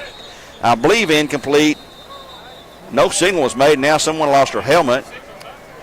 Nobody ever signaled incomplete or whatever. The Bears thought it might have been a fumble. Number 79 is going to have to come off the field. He lost his helmet on that play. That's going to be Mason Chambers. He'll get to sit out 1 play, and they'll send a replacement in for him. Already have him out there. No, your man. No, they got him. They got 11. 5, 6, 7, 8, 9, 10. Yeah, they got 11. So out of the spread again. Trip to the right side at 2:08. Clock stopped on the incompletion. 3rd and 7 to go. As that was just thrown into the ground as he was hit. His throwing arm was hit at the time of the toss. Back goes Chambers. He's going to be, he's going to escape. One guy's going to run it. It's going to be short. It's going to be 4th. And about 5 or so to go for a 1st down. As protection broke down, he avoided a sack just by a split second. And he's shy of the 45. Let's see what Soddy will do. Sadel Clark's going to drop back in anticipation of a punt. Sadel will be on the basketball court for Coach Chuck Clark, his uncle here this fall. Number 1, Spencer Gore. Is that 1? Yep, number 1, Spencer Gore back to kick the punter. He faked it the last time. Minute 34, clock is running. Bears up 28-8.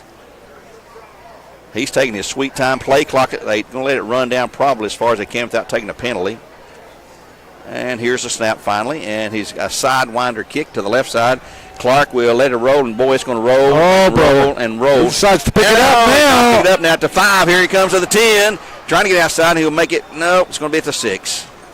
First return. And it's hard to field those, and he picks it up inside the 10. And he's inside the 10 at the 6-yard line. 1st and 10 for the Bears with 1:10 to go now in the opening half of play.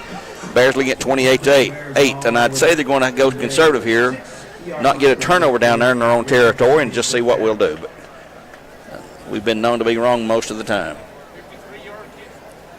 Great roll. They're on 44. It's a rugby type sideways kick, we call it. To the 3, 47, 53-yard punt. Yeah. And let's see. Stanford with McCleary still in the backfield. Twins to the left and right both.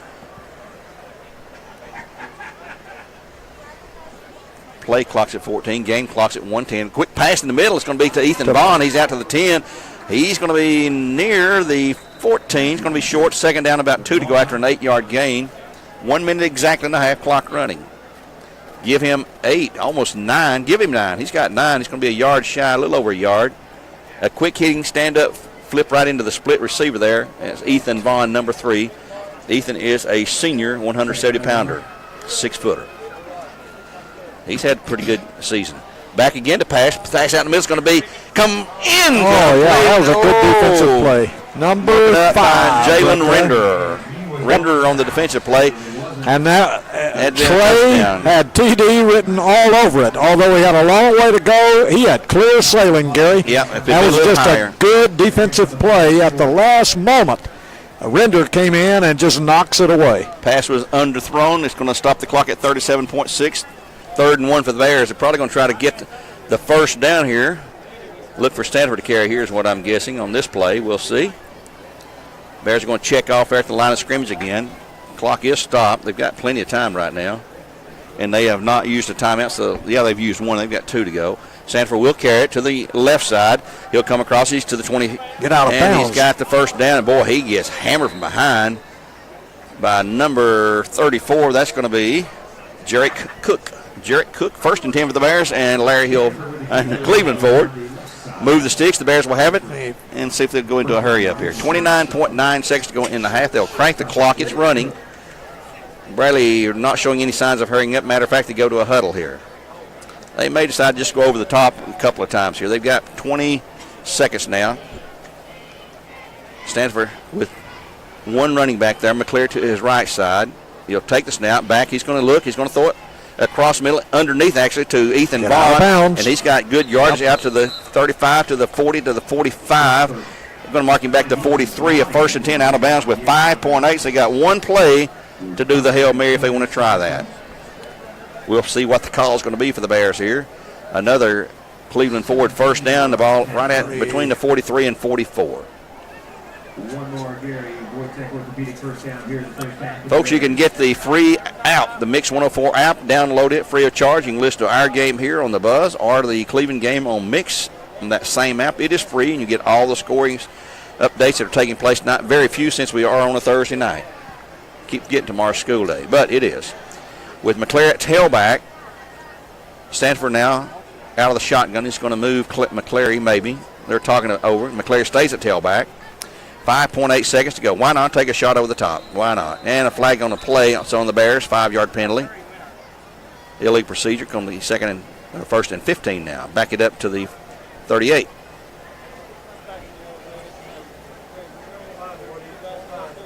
So they'll have another play. Clock did start. I don't know why. It was a dead ball call. How could it run off? Now they put it back to 6 seconds.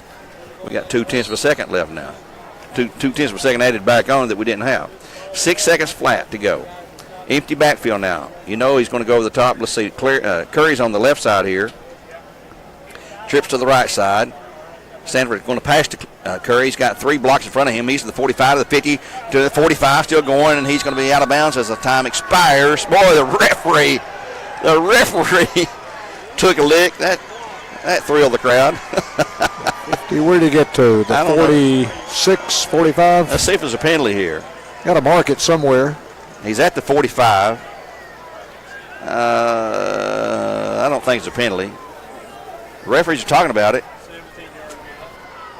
That's going to be the half. 12. The half is over. Okay. Yep. 17-yard pass to Curry. 17-yard pass. We'll wrap up the first half for another Cleveland Ford 1st and 10. Another pass completion for a pretty good game for Curry from Stanford. We'll take a break here. We're going into our Southline Finance halftime show. We'll come back with some stats, a interview with one of our good friends, and we'll see what other scores we have for you as well on our Elders Ace Hardware Scoreboard during that timeout. And also, when we return from this break, we have our Nissan of Cleveland trivia question for a free oil change for someone. It's going to be a good one. You'll have to know your stuff to get this one tonight. Back in 2 minutes with more live coverage on The Buzz, where games are supplied to you by Wholesale Supply Group.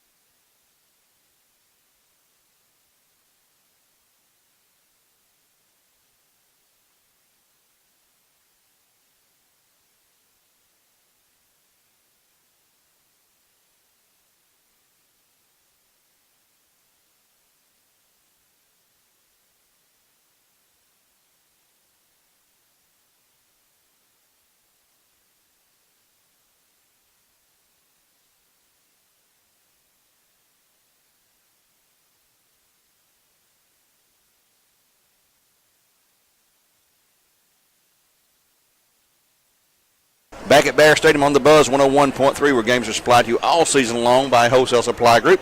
When our Southland Finance halftime show, the Bears up 28-8, pretty comfortable lead, and they'll have the ball coming out actually too. Start of the third quarter. Being joined now by a good friend, one of the instructors here, a long time at Bradley Central, Mr. Gwen Schroyer.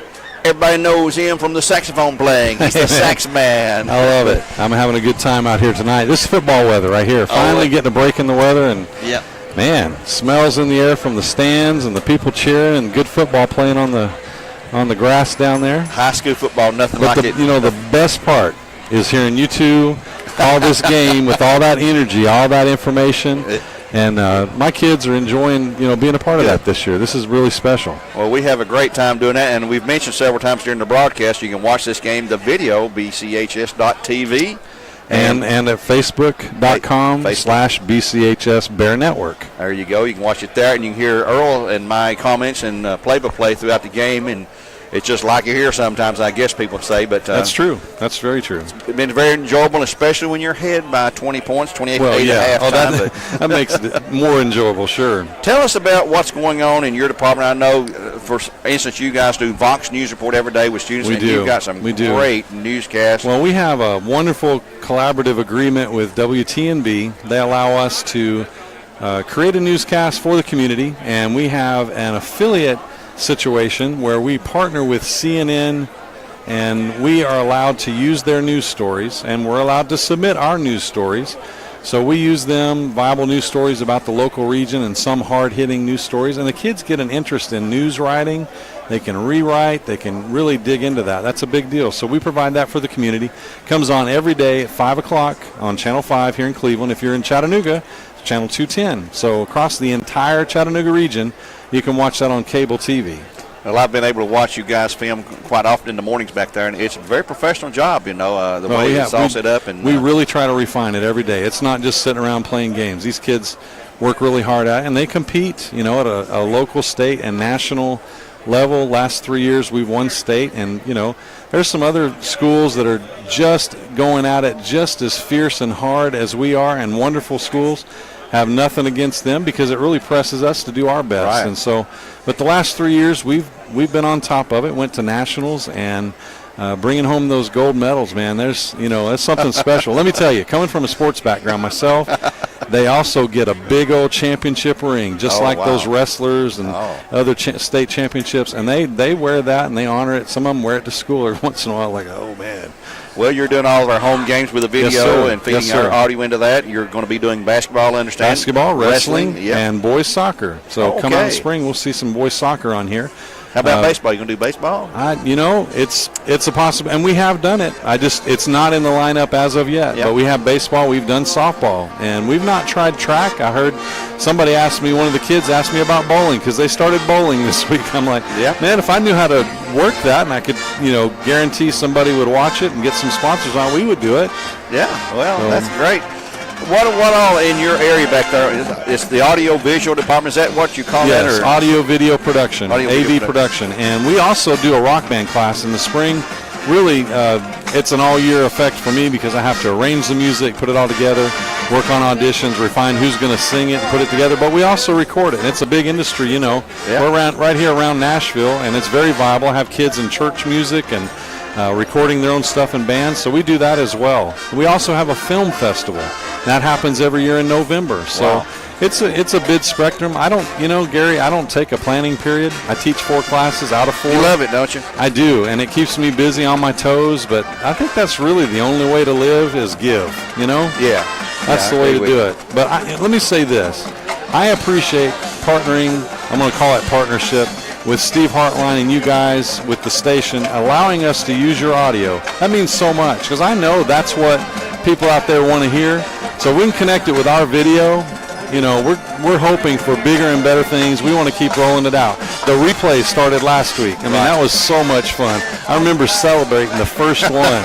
So I appreciate you guys. Well, we appreciate you taking care of us there. And you're also, I know, we talked before the game tonight. You've got some other technical things you're trying to enhance the video board here tonight. It's this game, which also would be on TV. But it's just a great partnership, and it works well for everyone. It feeds the community's interests and everything. And what you guys do here, it's amazing. I've seen your kids, your students, not kids, or students, I've seen them in action and seen what they can do.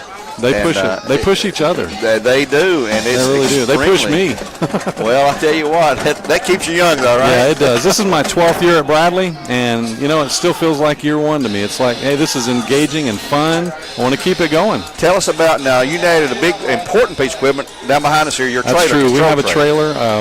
Kind of a necessary change. It was taking us upwards of 5-6 hours to set up a game and 2 or 3 hours to tear it down. We were literally breaking down a computer system, putting it in a car, bringing it over here, and piecing it all together piece by piece. That's not good on a computer system. No. So best way to do it was, all together, move the whole thing, and just plug in the cabling. So that's what we do now. We have 4 cameras. We have a producer and a director that sit in the truck, air conditioned, enjoying it down there, listening to us right now, Gary. Yeah. And 4 camera operators. I'm always training a few extras on the side. I got somebody running the Jumbotron.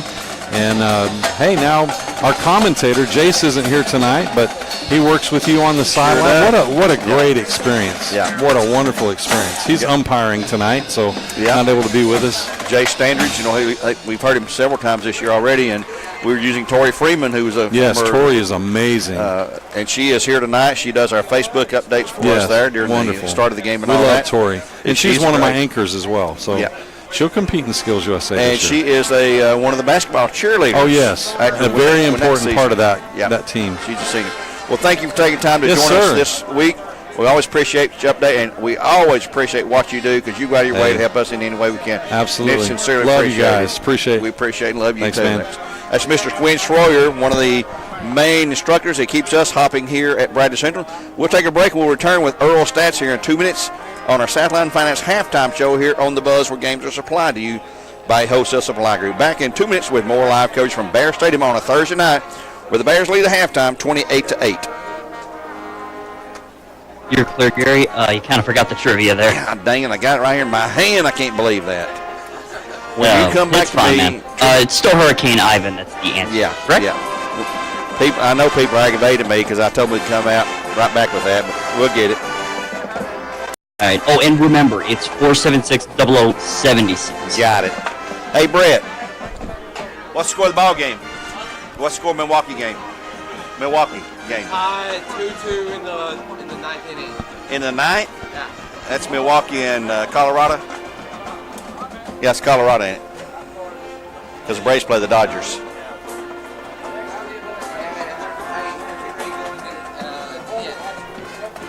Going to the 10th. 2-2. No score on the Braves game. And it just started. It just started. I need to mention that too. The Braves will be following us immediately. Yeah. I'll mention that in the trivia. Braves trivia. Trivia Braves. Braves trivia. Not trivia about the Braves, just trivia and the Braves. Right. 2 things I need to mention.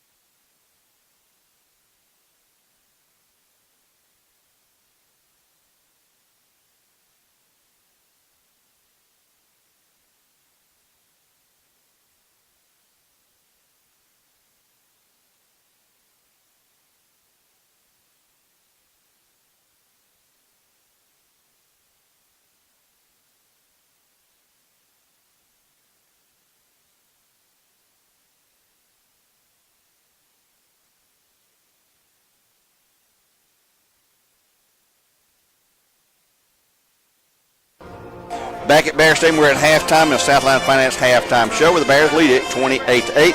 And here's that promised trivia question. Okay, guys, listen up.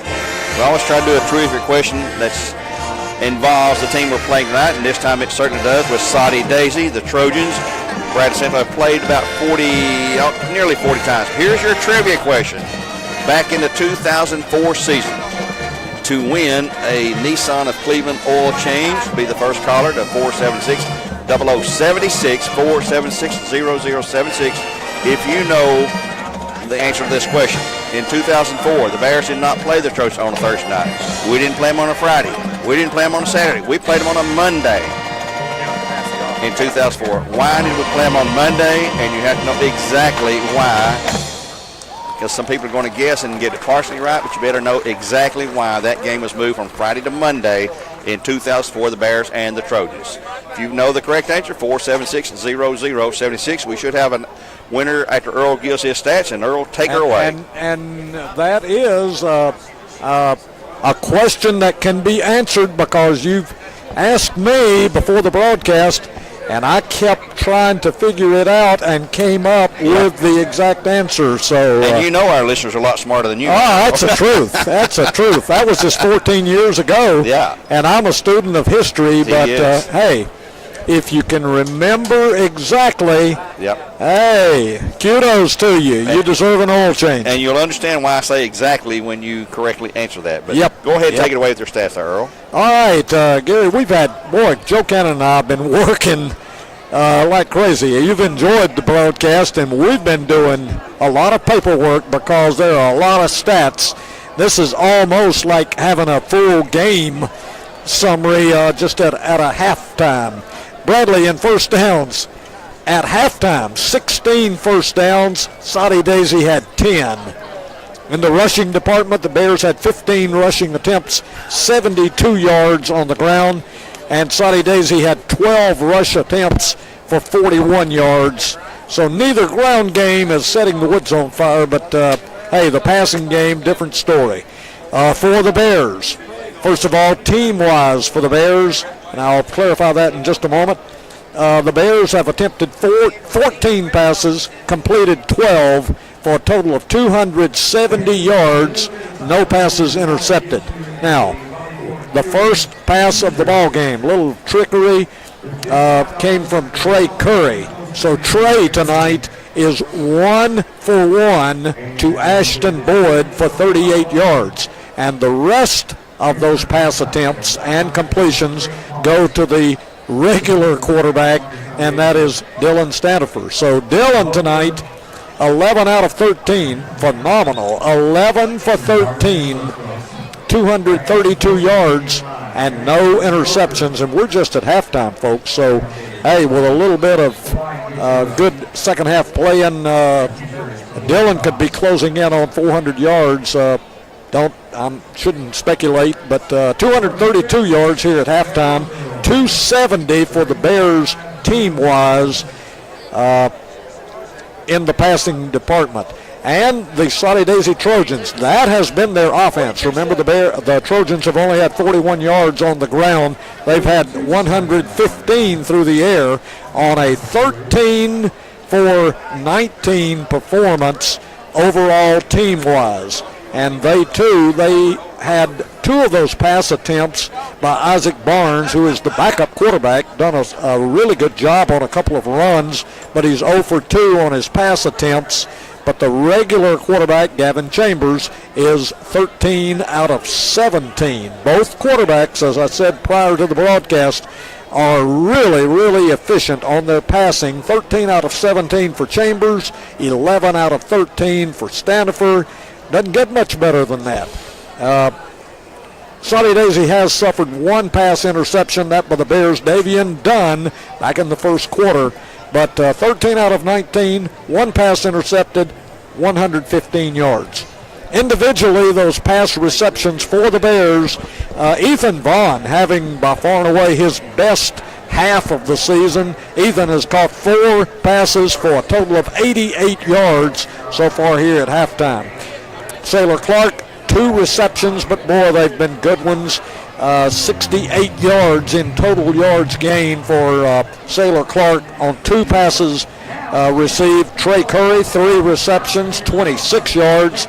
Logan Weeks, if I'm not mistaken, Gary, that's his first pass reception. I couldn't remember another one. I can't remember. So Logan Weeks is on the board, folks. A pass reception for 6 yards. And Ashton Boyd, 2 receptions, but he's just like Ethan Vaughn, he's up there in the yardage, 82 yards on 2 passes caught for Ashton Boyd. So the Bradley passing attack has been distributed quite well already to 5 different individuals catching passes here at halftime. We've had absolutely 0 fumbles by either ball club. The Bears have not punted in the first half. The Trojans have 2 punts. They had a really good one that rolled inside the 5-yard line. The Bears tried to get it back, got about 3 yards, but a 53-yarder on that one. They're averaging 45 yards on their 2 punts.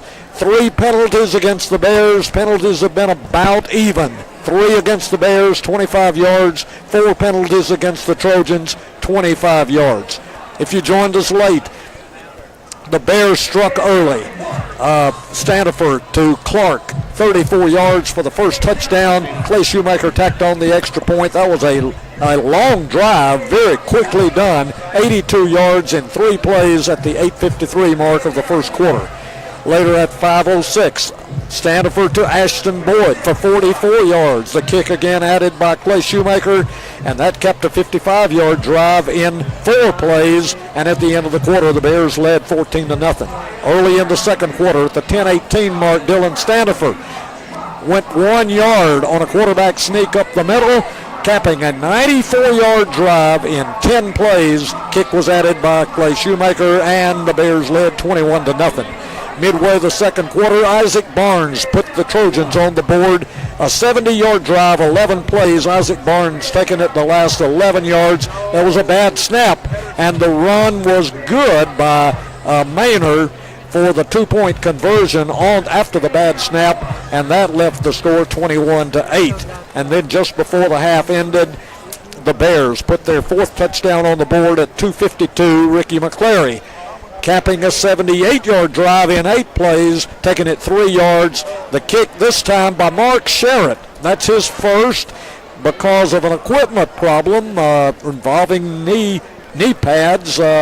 Clay Shoemaker was asked to leave the ball game just for that one play. He came right back in after he adjusted his equipment, but he had to leave, and Mark Sherritt adds the extra point.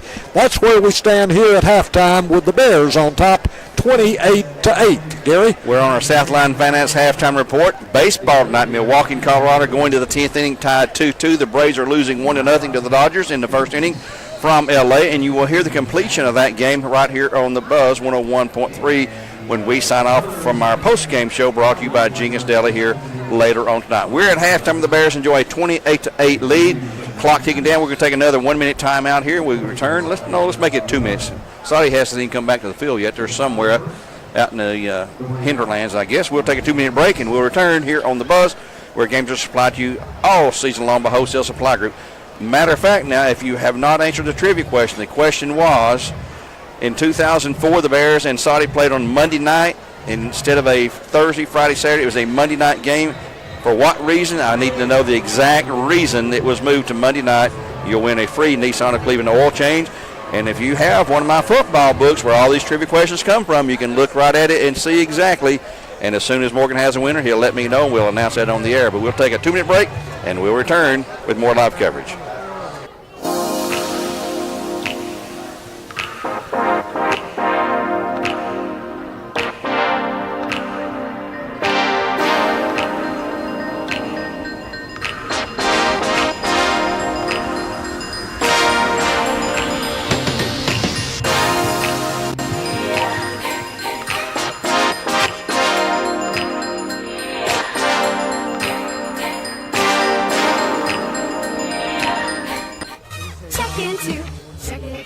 Your wallet's empty, and you've got bills to pay. What do? Stop worrying. Get the cash you need today at Check Into Cash. We offer pay. Really enjoy it and want to get more into it. We still have at least one more game left where I do more than multiple. I don't know. To Check Into Cash. Is he mad about me getting on? No. Did you hear him tell you good shot, good shot, good shot, good shot, good shot? Camera 4, good shot. He kept saying it. Like, I was getting mad. But, all of the courts and people cannot be around the tripod, or else they Normally back on camera 4 as soon as possible. We're back on camera 1. Right now, why don't you stay here and watch my shots? Because I need somebody to take over my shots soon. This is just quarterback, correct? Pretty much, yeah. Quarterback, receiver, pass, gotcha. High school and last time. Like, do you watch football on TV? Yeah. Okay. You know those really nice, slow zoom-in shots? That's what That's I'm my doing. shots, yeah. Those are my shots. Yeah, love it.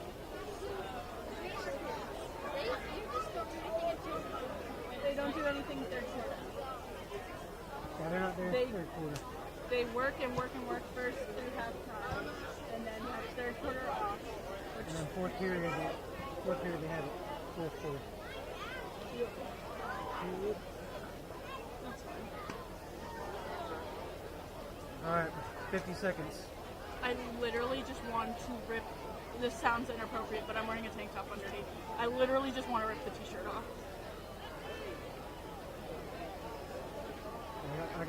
Okay, back at Bear Stadium, we're wrapping up our Southline Finance halftime show. The Bears up 28-8, and they'll receive the ball to start the second half.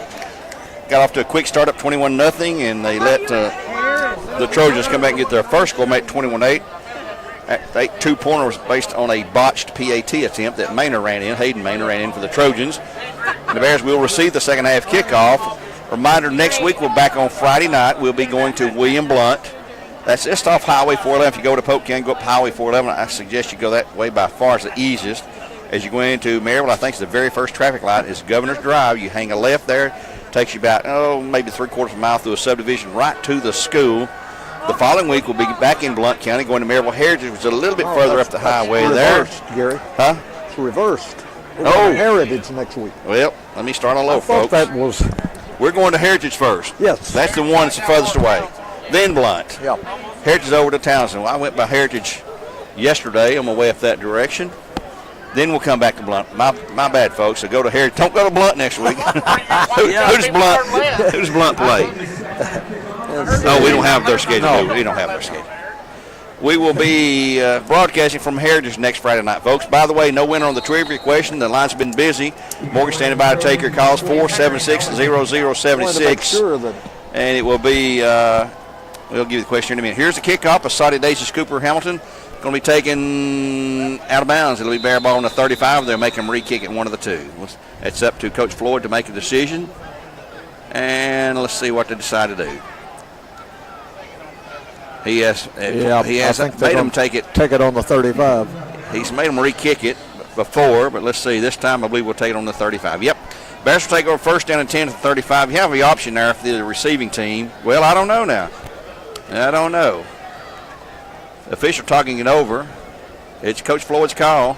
Yeah, they're wanting to know exactly. I think he's going to take it on the 35. Yep, he will take it to 35. The Bears will take over first and 10 at their 35, leading at 28-8 as we start the third quarter of play here. Glad to have all you folks listening in. Again, you heard Gwen Shore at halftime. You can watch this live video, BCHS.TV, or on Facebook. BCHS/Bear, I think, is the Facebook page. And you can hear the audio that you're hearing right now. Here's a pass. Flat's going to be complete. To good coverage, good yardage up for a first down. I believe that's Sailor Clark on the far side. He's shoved out after a pass completion across the 40, past the 45 and on to the 46-yard line. First and 10 Bears, 11-yard gain. Sailor Clark on the catch on the far side. We have Ashton Boyd out wide left with Ethan Vaughn underneath. Trey Curry in the backfield now. Sailor Clark out wide right. 2 men in the backfield with Stanifer. They'll look to the sidelines and change the play based on the defense they see from the press box above us here. And the Bears' second play of this drive will come with a snap right now. And there's a flag. It's offsides on Soddy. 5-yard penalty on Soddy. 5-yard penalty moves the ball up to midfield or past midfield into Trojan territory, just barely by the length of the football, where it'll be first and 5 for the Bears. Now here's a chance to go over the top. Quick strike over the top now. You got to figure you can get 5 yards on 3 plays, so this is when a lot of teams choose to go over the top. We'll see what the Bears decide to do. Matt Moody, this year's offensive coordinator, after a long time OC, Keith Freeman, trips out left side. McCleary in the backfield with Standifer. The snap. Looking to pass, going to roll out, going to be getting away from one guy, going to spin to the right, and he's not going to get anywhere. He's going to lose yardage. Offensive line broke down completely. He'll lose a yard. Going to be 2nd and 6. Yeah, he wanted to throw to one of those 3 guys wide out to the left. Yep. But they were his protection broke down immediately, and he decides, well, I'll run for it, and almost got back to the line of scrimmage, but ends up losing about a yard. 2nd and 6 out of the spread again. The same formation this time. With 11:19 to go. Pass out the flat, going to be complete to Curry. He's going to have to help himself. There's no blocking. He's going to have it down across the 50 to the 48. It's going to be shy of the first 3rd down and right at 3. Actually, yeah, it's about 3.5 to go. Ball just inside the 48, 3rd down, and a long 3.5 to go for the first down for the Bears. Like to keep this drive alive, put another score up here to push the lead past the 28-8 mark where we stand right now. Last year, the Bears were down big, 28-13, came roaring back with 25 straight points to win it 38-28 at Soddy Daisy. And right now, we'll flip the formation to the right side where it's overloaded with trips. McCleary to the left side.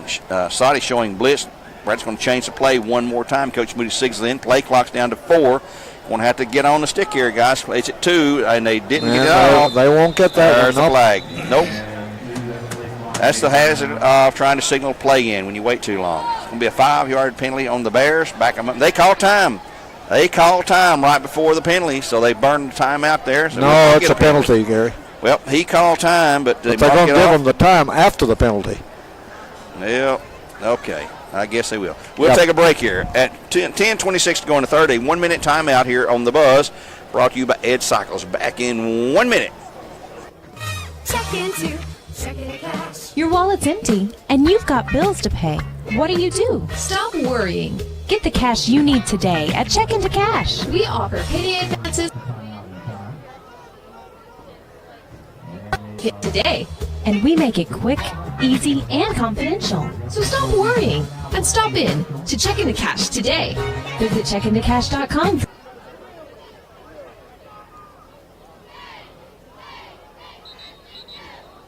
That burger smells good. Go away.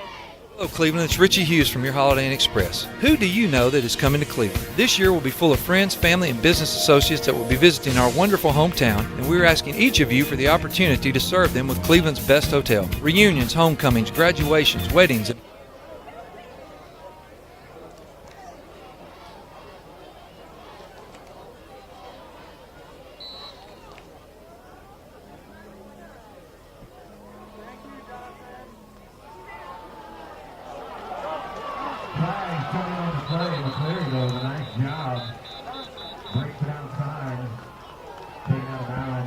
Well, the 5-yard delay of game penalty was given up because Bradley had called time. They put it back to a 3rd and 3, but the Bears had a big breakaway by McCleary, but there's 2 holding flags, or 2 flags thrown down for a holding call they've already indicated against the Bears.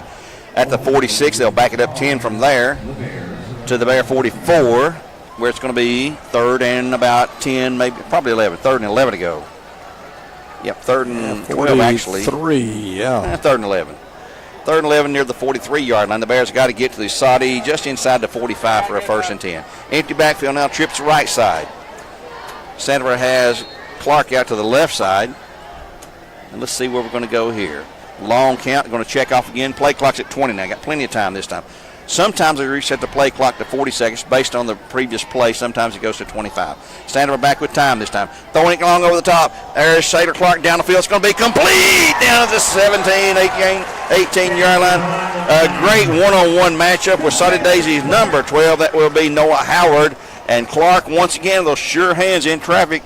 Reminds you of Lamerick Tucker, who could catch the ball in anything, and he's just outside the 15, actually, which is a 1st and 10 for the Bears and Cleveland forward. And Noah Howard really had good coverage on Sailor. Sailor just made a great catch right there. He lofted the ball up over both of them, and he just outstretched his hands and brought it in. Great catch. Hand off to McCleary into the middle. He's going to try to cut left side. Nope, nothing doing there. He gets a couple of 3 yards.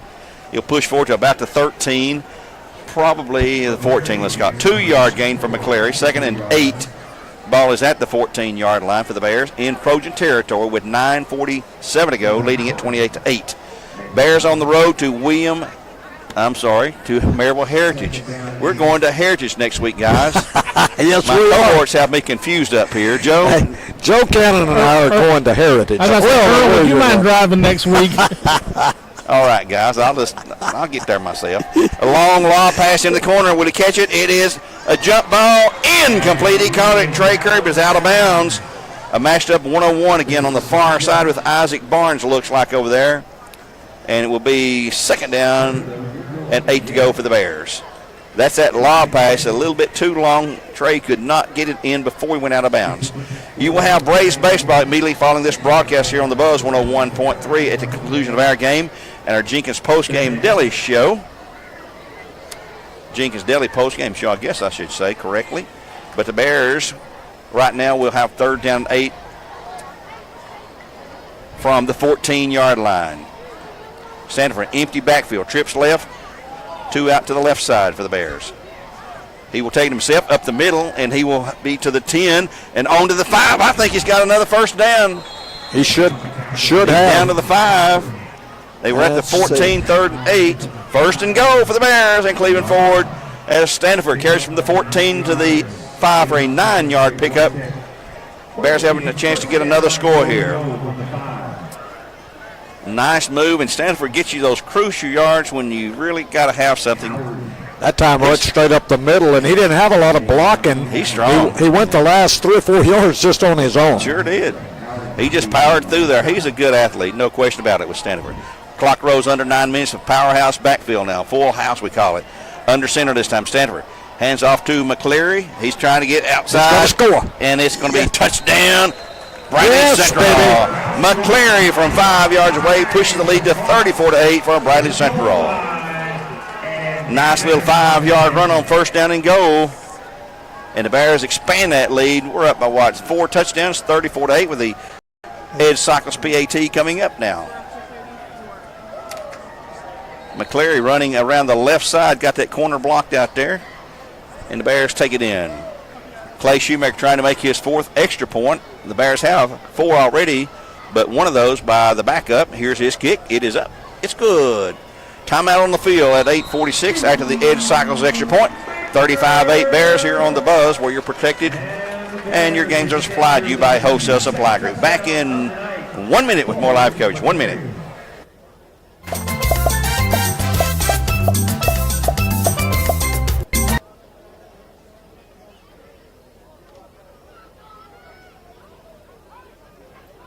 To throw everything.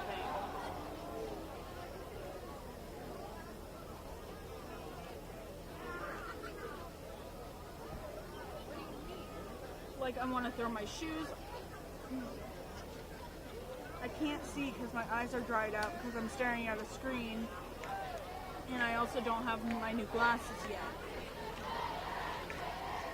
Like when I say I didn't see it, I mean I physically lost focus of what I was looking at and didn't see anything.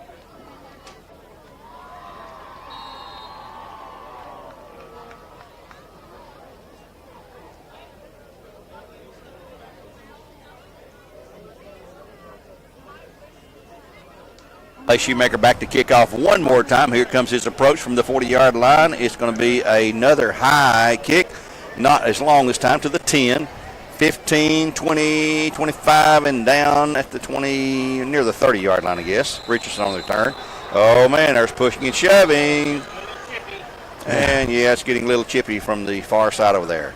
Okay, first and 10 for Soddy at the 30, now trailing at 35-8. By the way, another score of interest. Well, maybe not too interesting anymore. Maryville 42, Cleveland 7 as they go to the fourth quarter. Maryville 42, Cleveland 7 as they just continue to roll in Maryville, the Rebels over the Raiders. Yep, the Raiders would probably tell you, hey, McMahon would tell you, hey, everybody's got to take their punishment sooner or later. It's just a matter of, man, that's a juggernaut up there. Chambers out of the shotgun. You can bet we're going to see pass. Probably won't see another running play. And they're probably going to run his first play here. We'll see, though. Chambers with Maynard in the backfield. The snap will be a pass in the flat. It's going to be complete to Barnes. He's going to have near a first down. Let's see the spot. It will be maybe a little shy. let's see. It's going to be second and very short or first down. I believe it's going to be a 1st and 10. They'll move the sticks for the Trojans at 8:03 and a third, just outside the 40-yard line. 1st and 10, Soddy Daisy. Bradley on the road to Heritage next week. Back goes Chambers. He's going to be sacked. First sack tonight. Back at the 30-yard line, a 10-yard. That 30 what? Ken's? 38. Ken's Hooper. Ken's Hooper with another big tackle, a sack. Lost back to the 31. We'll call it 2nd and 19 at the 9-yard loss. 7:36 clock running here. The Bears are out for blood, and they have really improved every single week that we've watched them play. Chambers with Maynard to his left. He'll go back to pass. Quick hitter across the middle. It's going to be complete again. Is that Barnes again? Whoa. Nope, that's going to be number 3 this time, Keyshawn Eubanks. He's going to be shy of the first down by a long ways. 3rd down, and they've got to get about 8 more. About 7 more. Let's call it 3rd and 7 to go. They're at their 43. They've got to get to midfield for the 1st and 10. Braves are losing 1-0 to the Dodgers in the bottom of the first in L.A. We'll have the completion of that game here on the Buzz as soon as our game is complete with our post-game show brought to you by Jenkins Deli. And the Brewers and Rockies are in the 10th, tied 2-2, the last score we had. Back goes Chambers again to pass. He's under pressure, going to roll out to his right. He's going to have to try to get rid of it. He does. Incomplete. It's going to be 4th down. Boy, had pressure from everywhere coming at him. Ken's Hooper was one of those guys, number 38, along with Hayden Oinby. And Parker Johnson also involved in that blitz that time. 4th and 7 to go. Soddy's going to punt it away, looks like. Back goes Spencer Gore to punt. Sailor Clark back at his 26. He may not let that ball. Well, he couldn't really catch that last net rugby-style kick. It's a low-line drive, and it's hard to field it. And it was inside the 10. Here he goes again with another one of those kicks. And kicks it away from Sailor. It's going to hit at the 25 or so and roll inside down to the 15 to the 14 where it'll be down, and the Bears will take over. 1st down and 10 at the 9 when we return from the 9. 6:32 to go in the 3rd. 35-8. Bears back in 1/2 minute with more live coverage on the Buzz, where games are presented by Wholesale Supply Group. Back in the half. So with those rolls, 41 plus 7, 48-yarder there. That's them rugby kicks. That's why they like those things. But they can be blocked though if you get somebody put pressure on the. See, he always rolls right side. 15, by the way. 30 seconds. But he's had a 53-yarder and a 48-yarder. You got 10 seconds now. Okay. You want to come look over my shoulder? Do you want a break, or do you want me to take over camera 4 and have? No, it's fine. I just want to show you the shot.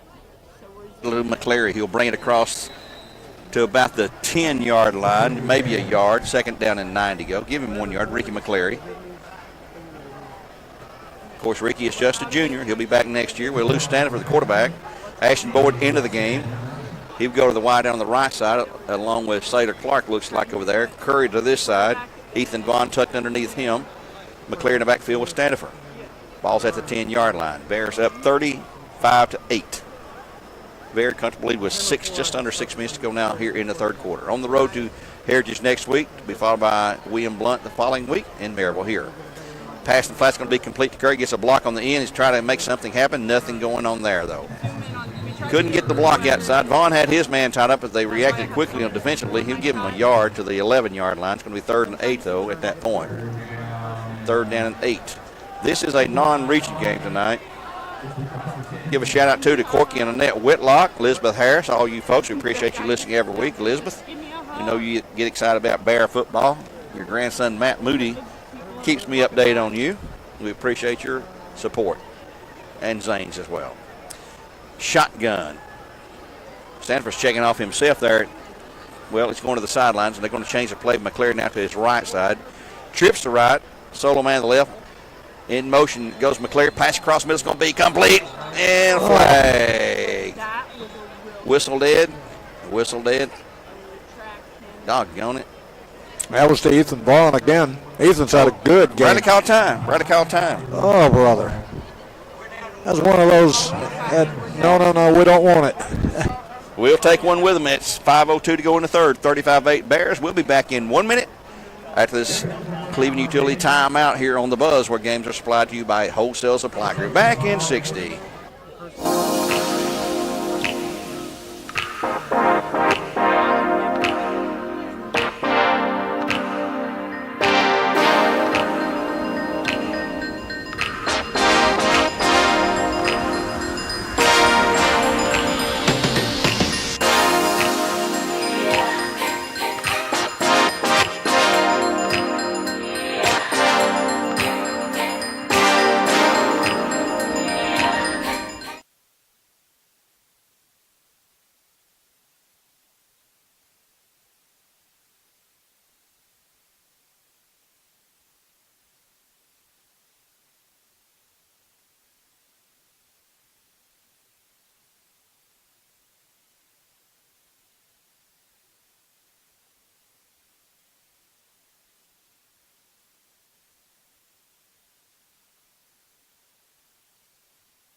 Snap to Sanford on 3rd and 9. A little screen bubble pass underneath. It'll be short of the first down. It's going to be 4th and long for the Bears.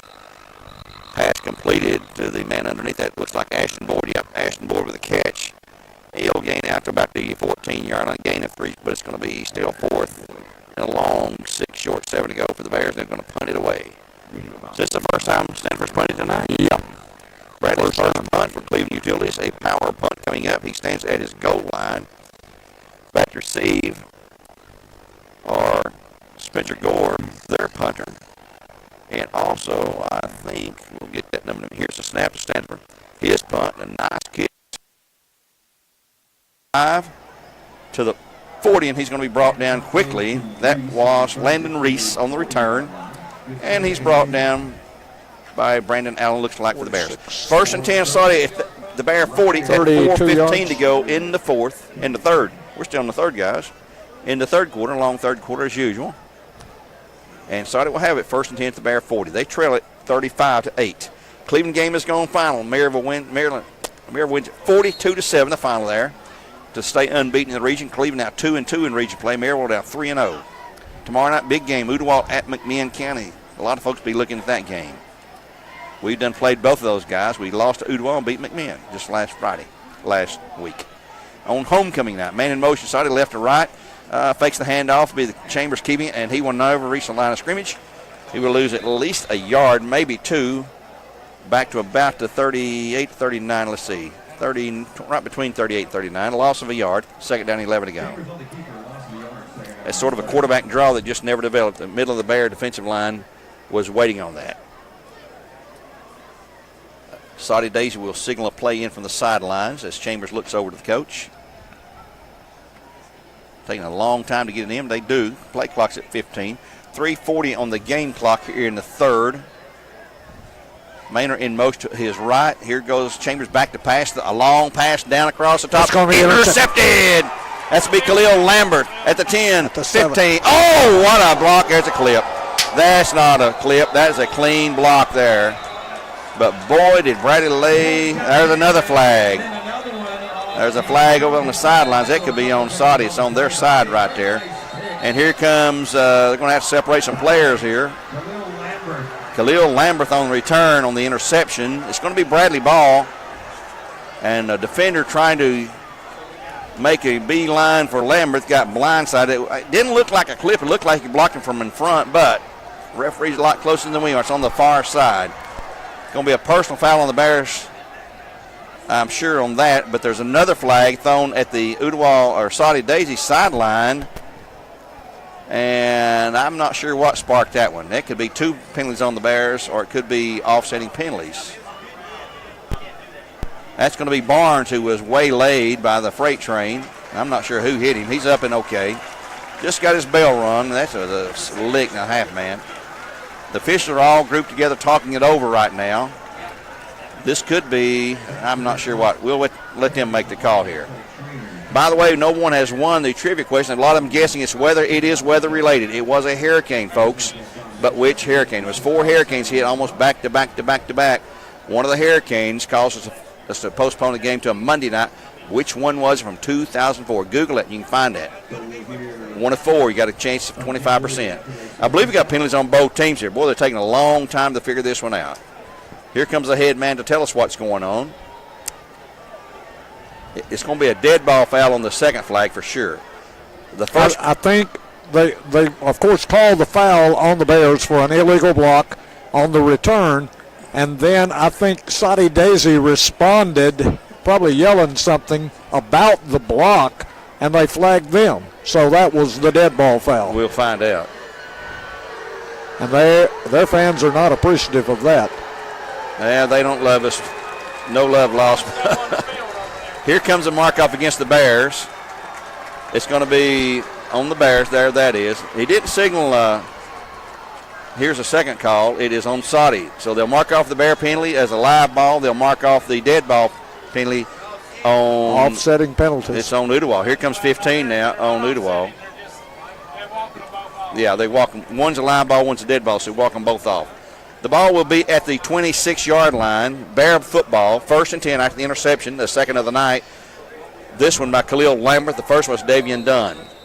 So the Bears take over 1st and 10, leading at 35-8 with 3:24 here in the third. And now we're going to have a time call by the Bears. Yep, it's going to be 1st and 10 for the Bears. Bears call time. Let's take one. Let's take a deep breath, folks, and relax and come back in 1 minute after this Cleveland Utility timeout. Back in 60 on the buzz, where games are supplied to you by Wholesale Supply Group.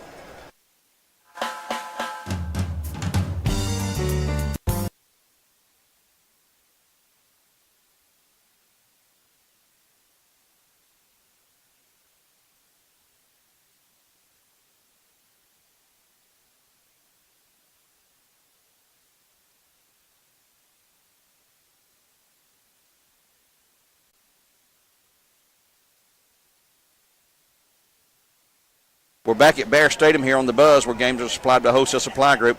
Still a discussion going on between Coach Barnes, who's not happy with the official call. They marked off the live ball foul 15 or half the distance on the Bears and 15 yards against Soddy for unsportsmanlike conduct after the play was whistled dead. So Bradley will have it 1st and 10 after the interception at the Bear 26-yard line here. A little confusion out there, but yep. Right. Two major penalties, 15 yards or half the distance really against the Bears. It's the equivalent of a 15-yard penalty. And there's Greg Guerin talking with the official. And the official is down here talking to one of the okay, that's what's happening. Police officers. Yeah, a number of Soddy Daisy fans in the stands were throwing things onto the field in disgust at the call. I didn't see that, but I guess it did happen. Officers going over there to address that. Now the officials are huddling up again. They're going to hold play up again. They're going to huddle up here and see what's going on. They could penalize Soddy for that, too, if they wanted to. The side judge indicated, yes, that was what was happening and called for that. So Mr. Guerin is over on the far side going into the bleachers, up the end of the bleachers. Now they're over there talking to the Soddy Daisy coaches. All the officials are over there except one, except a couple of them, I guess. I think they're probably indicating to Coach Barnes that even though you don't have anything to do, you're going to have to control your fans or somebody from the administration because we're not going to allow that. Nope, and they shouldn't. Nope. It's just foolish for people to do anything like that. But anyway, everybody, here we go. 1st down 10 for the Bears. Trips to the left side. Stanford in an empty backfield. We'll pull it down, throw to the left side. It's going to be Curry on the catch to the 25, to the 30, to the 35, and out of the bounds at about the 37, right at the 1st down marker. I believe he's got it. He got 11 yards, it looked like. If the spot from here is corrected to 37, they are trying to move the sticks, maybe. Officials looking at it, and they're going to move one. It'll be a Cleveland Ford 1st down. Curry gets 11 yards to the 37 for the Bears. And Stander's having a rip-roaring night. We'll have to look in the record book to see how far along he's doing here. He's 6 for 6 this half. And at 3:17 to go, the clock will be running at some point when they crank it.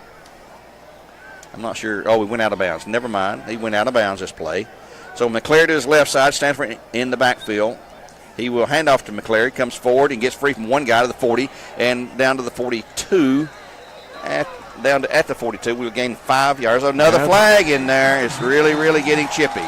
This may be on Soddy here. Yep, it is. The Bear fans are really tickled about this, and Soddy is not happy at all. This is a very emotional game at this point, folks. Flag at the 45-yard line, and two officials talking this one over. Ricky got 5 on the carry from the 37. He was down at the 42. Let's see where we're going here. And let's see. Well, there's 3 guys talking it over now. Been a long quarter. Here comes the call. It is personal foul, Soddy Daisy. He's out of the game. Somebody's been thrown out of the game. Number 1 is out. Spencer Gore's been tossed from the game.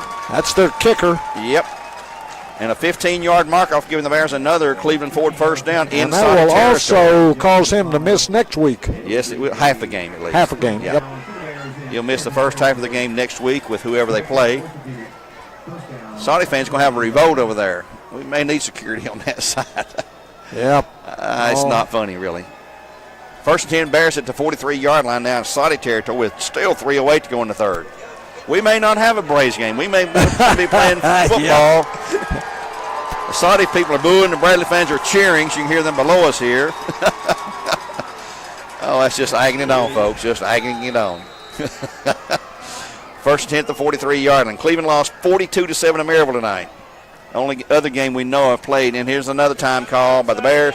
Coach Floyd's going to tell his guys to settle down. I'm telling you, that's what it's going to do here. Yeah, we need a little cooling off period here. We'll take a timeout here on the Buzz for Cleveland Utilities. Back in 1 minute on the Buzz, where games are supplied to you by Wholesale Supply Group.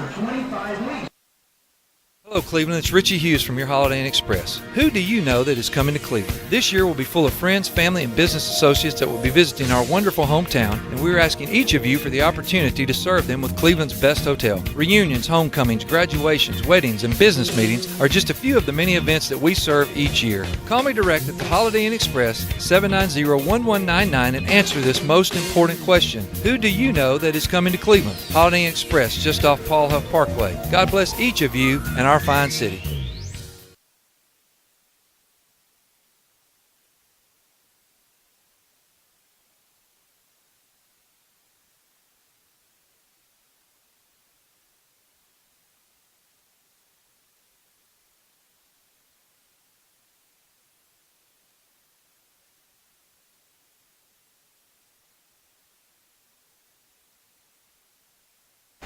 Time back in to 3/8 to go.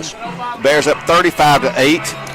We've had a cooling off timeout call, I suppose, by the Bears. They have one timeout remaining. Soddy has two here in the second half. Still 3:08 to go in the third. We've had a long third quarter. 35-8. Bears well in command. They have the ball. First down and 10 at Soddy's 43-yard line. These are emotional games, Earl, no doubt about it. Yeah, they play like this is a region game, but it's just a non-region two old rivals getting together and bumping heads. We've had one player dismissed for Soddy. Stanford in the backfield, McClary. He'll take the snap, hands off to McClary. Cuts into the middle. He's going to have yards down to across the 40, about to 39. He's going to be well short of a first down. It's going to be second. And here's another little skirmish here. Nothing going on here. Second down and 5 to go after he gained to the 39. And you know what's happening there after the tackle? There's a little bit of wrestling going on the turf. There's no telling what goes on those pileups when you have big guys like that. Second down and 5 to go, just inside the 40-yard line for the Bears. Dressed out in the black unis with gold pants tonight, white helmets, Soddy in their white uniforms, white tops anyway, and black pants. 2:26 in the third. The clock finally is running again. Stanford McClary trips to the right side. McClary in motion. Stanford back looking. And a flag on the play on the Bears. I believe McClary did something illegal. It's going to be 5 yards on the Bears. Move back to second down and about 10, or a little over 10 to go for the Bears.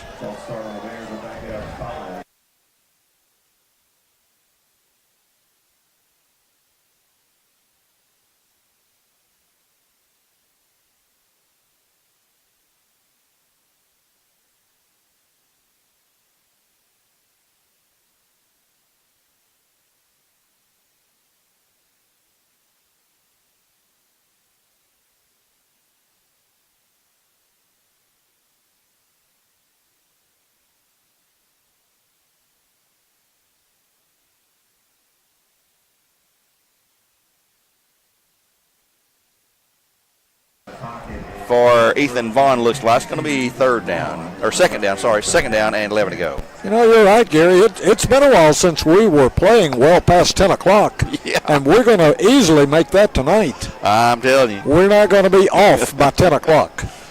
Nope. So if you're expecting a quick exit from a game, forget about that.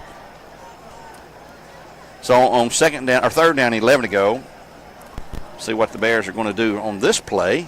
Again, they're going to check off on the sideline. Play clock's at 10, plenty of time. Braves down 4-0 in the third inning. Oh, what's wrong with Folty? I don't know. They got 4 in the first, 3 in the second. Here's a handoff inside, fourth down. Nothing doing. McClary, nothing. May have made the line of scrimmage for a yard to the 45. Bears going to punt it away here. Sanford drops back in punt formation. Back to receive will be number 16, and that, of course, is Landon Reese for Soddy Daisy. 1:27, the clock is running here in the third. Soddy's band is here tonight. They did not perform at halftime. The Bradley band did perform on halftime entertainment. Back at the 5-yard line. I don't think we can punt it that far, guys, but we'll see. Stanford standing at his 40 will receive the snap from that point. Now they're coming up. And here's a good snap. Boy, he could have run that one. Long, high punt, fair catch inside the 10th, a 9-yard line for Cleveland Utilities, a power punt. At 59 seconds to go in the third, 35-8. We'll take a 30-second timeout here 36 on the Buzz, yards, huh? where games are supplied to you by Wholesale Supply Group. Back in a half minute.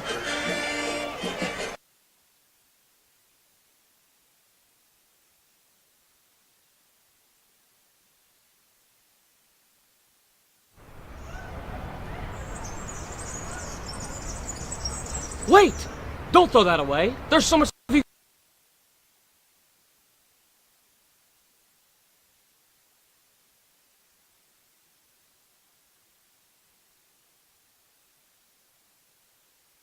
Ooh, baby. We lost close.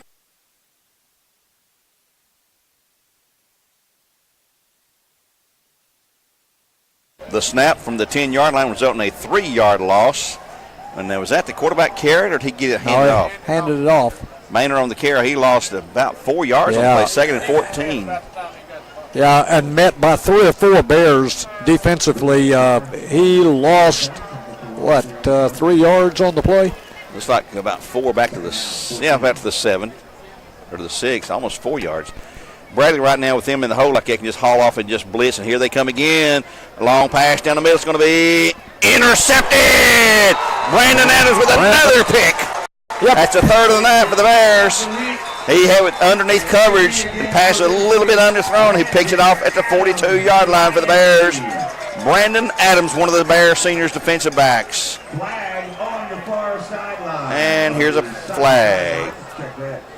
Whoa. Flag way over there at the 25. That could be holding. Let's see. The official standing there, and it looks like this is coming back. Nope, let's see. Surely we'll take official this says play. Stand there. One official told the other officials to stay up there where they're at in case they probably will give us an interception. Well, let's see. I believe it's on Soddy. Yep. Holding. No, holding Bears. Defensive holding, boy. That's take away the interception. Man. 1st and 10 on defensive holding. And that's on the far side, nowhere near. The play was on this side. Yeah.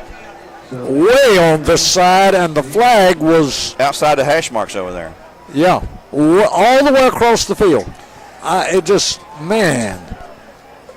So of course, I was watching the interception, where the pass was thrown. I have no idea what happened over there, but mark this off from defensive holding was called. 6 to the 16. And that's not an automatic first down. It used to be an automatic, so it's not. It's going to be 2nd down and 3 to go from the 16. Yep, 2nd and 3 from the 16. I guess college defensive holding is an automatic first down. Okay, 2nd down and 3 at the 16.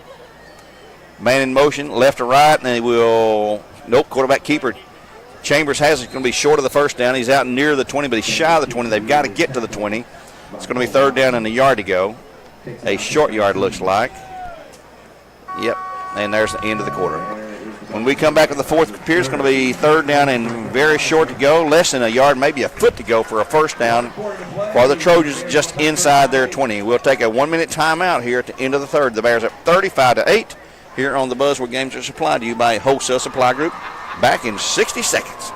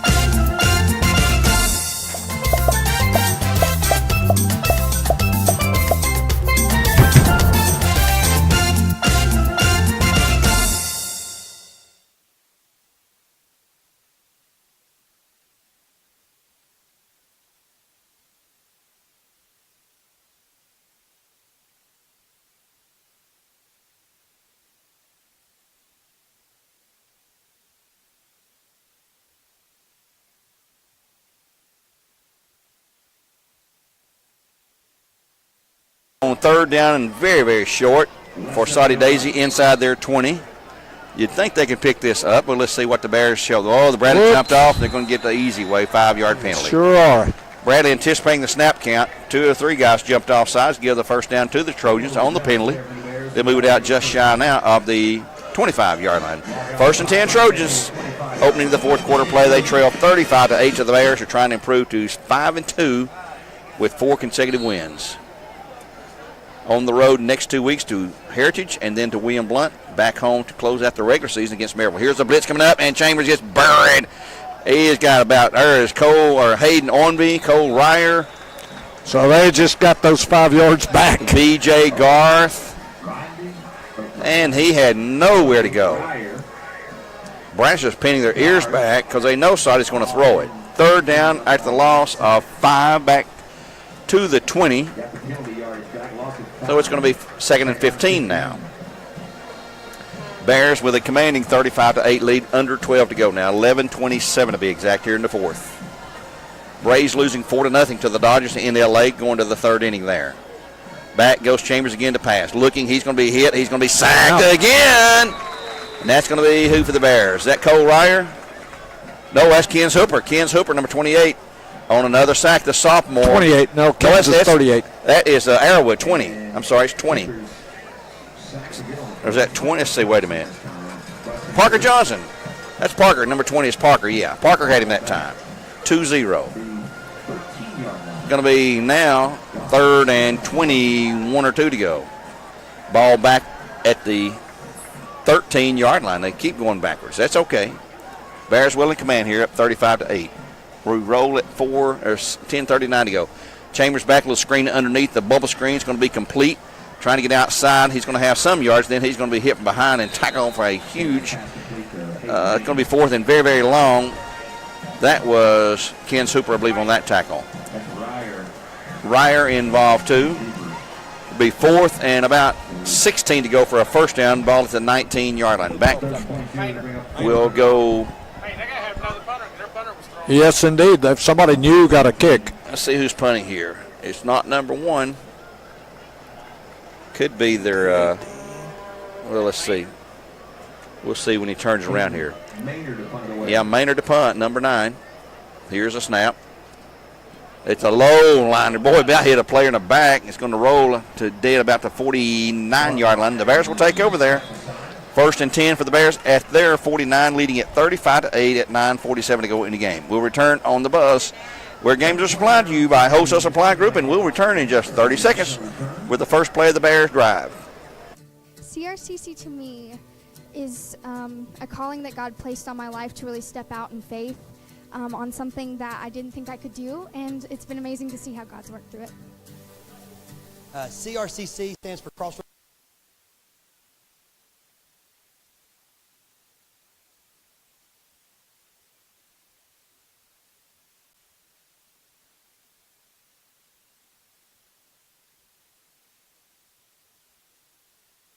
And off inside of Trey Curry. Oh, he nearly broke it. He'll have a good gain out to the almost to a first. Down across midfield to the 45 and down to 44. They backed him up a little bit. 7-yard gain. It's going to be 2nd down and 3 to go for the Bears at the 44. Congratulations, we have a winner finally. I told you it's a tough question, but our winner tonight for the Nissan of Cleveland oil change is none other than Chad Cry, who says he played in that game. Congratulations to Chad. Chad Cry, the winner of our Nissan of Cleveland oil change. And it was Hurricane Ivan is the reason that game was postponed. Curry gets the handoff going to the left side. He won't get nowhere near. There's a flag near the point of the tackle, thrown from the side judge on the far side. It's going to be 3rd and short. There's going to be holding on the Bears. Back them up 10 yards. I started to say 3rd and short or 2nd and long. It's going to be 2nd and long. What were those Hurricanes? Charlie, Ivan, Gene. And, what was the 4th? Well, you were naming all of those. I had it a while ago. I thought you were the meteorologist in our group here. The historian. Yeah, I remember those hurricanes because not only did it kind of interfere with a short vacation that Kathy and I had, but also a special assessment fee if you own timeshares at those beachfront properties. Man. Oh, you guys, all that money, you got this beachfront property everywhere, you know. Yeah, one week a year, yeah. And then pay for it doubly. Yeah. No sympathy for me, Earl. Second down and 14 to go for the Bears. Empty backfield. Standing back. Looking to his right. Rolling. Throwing crossfield. It's going to be complete downfield. And it'll be a first down for the Bears. At the 40-yard line. This one caught by, looks like Boyd again. No, Ethan Vaughn. Number 3, Ethan Vaughn on the catch for a Bear first down. And no flags on this play. Move the sticks. First 10 Bears at the Soddy Daisy 40 with 8:47 to go, 8:49 to go in this game. Pass good for, 10 or 11 yards 14. at least. 14 yards. Okay, yeah, that's right. At the 40-yard line, the Bears will have it. Staying in the spread all evening long. A stack left and a stack right with twins. It's the first time we've seen this formation tonight. Now they're going to check out of that. Let's see if they remain in the stack. Going to remain in the stack. This is a funky-looking set right here. Wide receivers, one stack behind the other on either side. Here's a quick pass and flat to Curry. He's going to be hit at the 40, virtually no gain. He goes down quickly this time, and he's just across the 40. Well, maybe half a yard, maybe. 2nd and 10, let's call it. 2nd and 9.5. Was completed. Stanford's had a good night passing completion-wise. We'll get all of Earl's stats on our post-game show brought to you by Jenkins Deli. And we'll have a lucky Jenkins Deli, a lucky caller, a $20 gift certificate coming up in our post-game show. An interview with Coach Damon Floyd. Again, Chad Cry wins our Nissan of Cleveland oil change. He knew Hurricane Ivan was why we moved our game with Soddy in 2004 from Friday to Monday. That's back when we was having all kind of hurricanes in this area. Now we don't seem to have many, like they go to the Pacific now, it seems like, which is perfectly okay. And time's going to be called by the Bears for Cleveland Utilities, and we'll take one with them here. Back in 1 minute on the Buzz, where games are supplied to you by Wholesale Supply Group. We're at 7:33 in the game. 35-8, Bears on top, and we'll return in 60 seconds.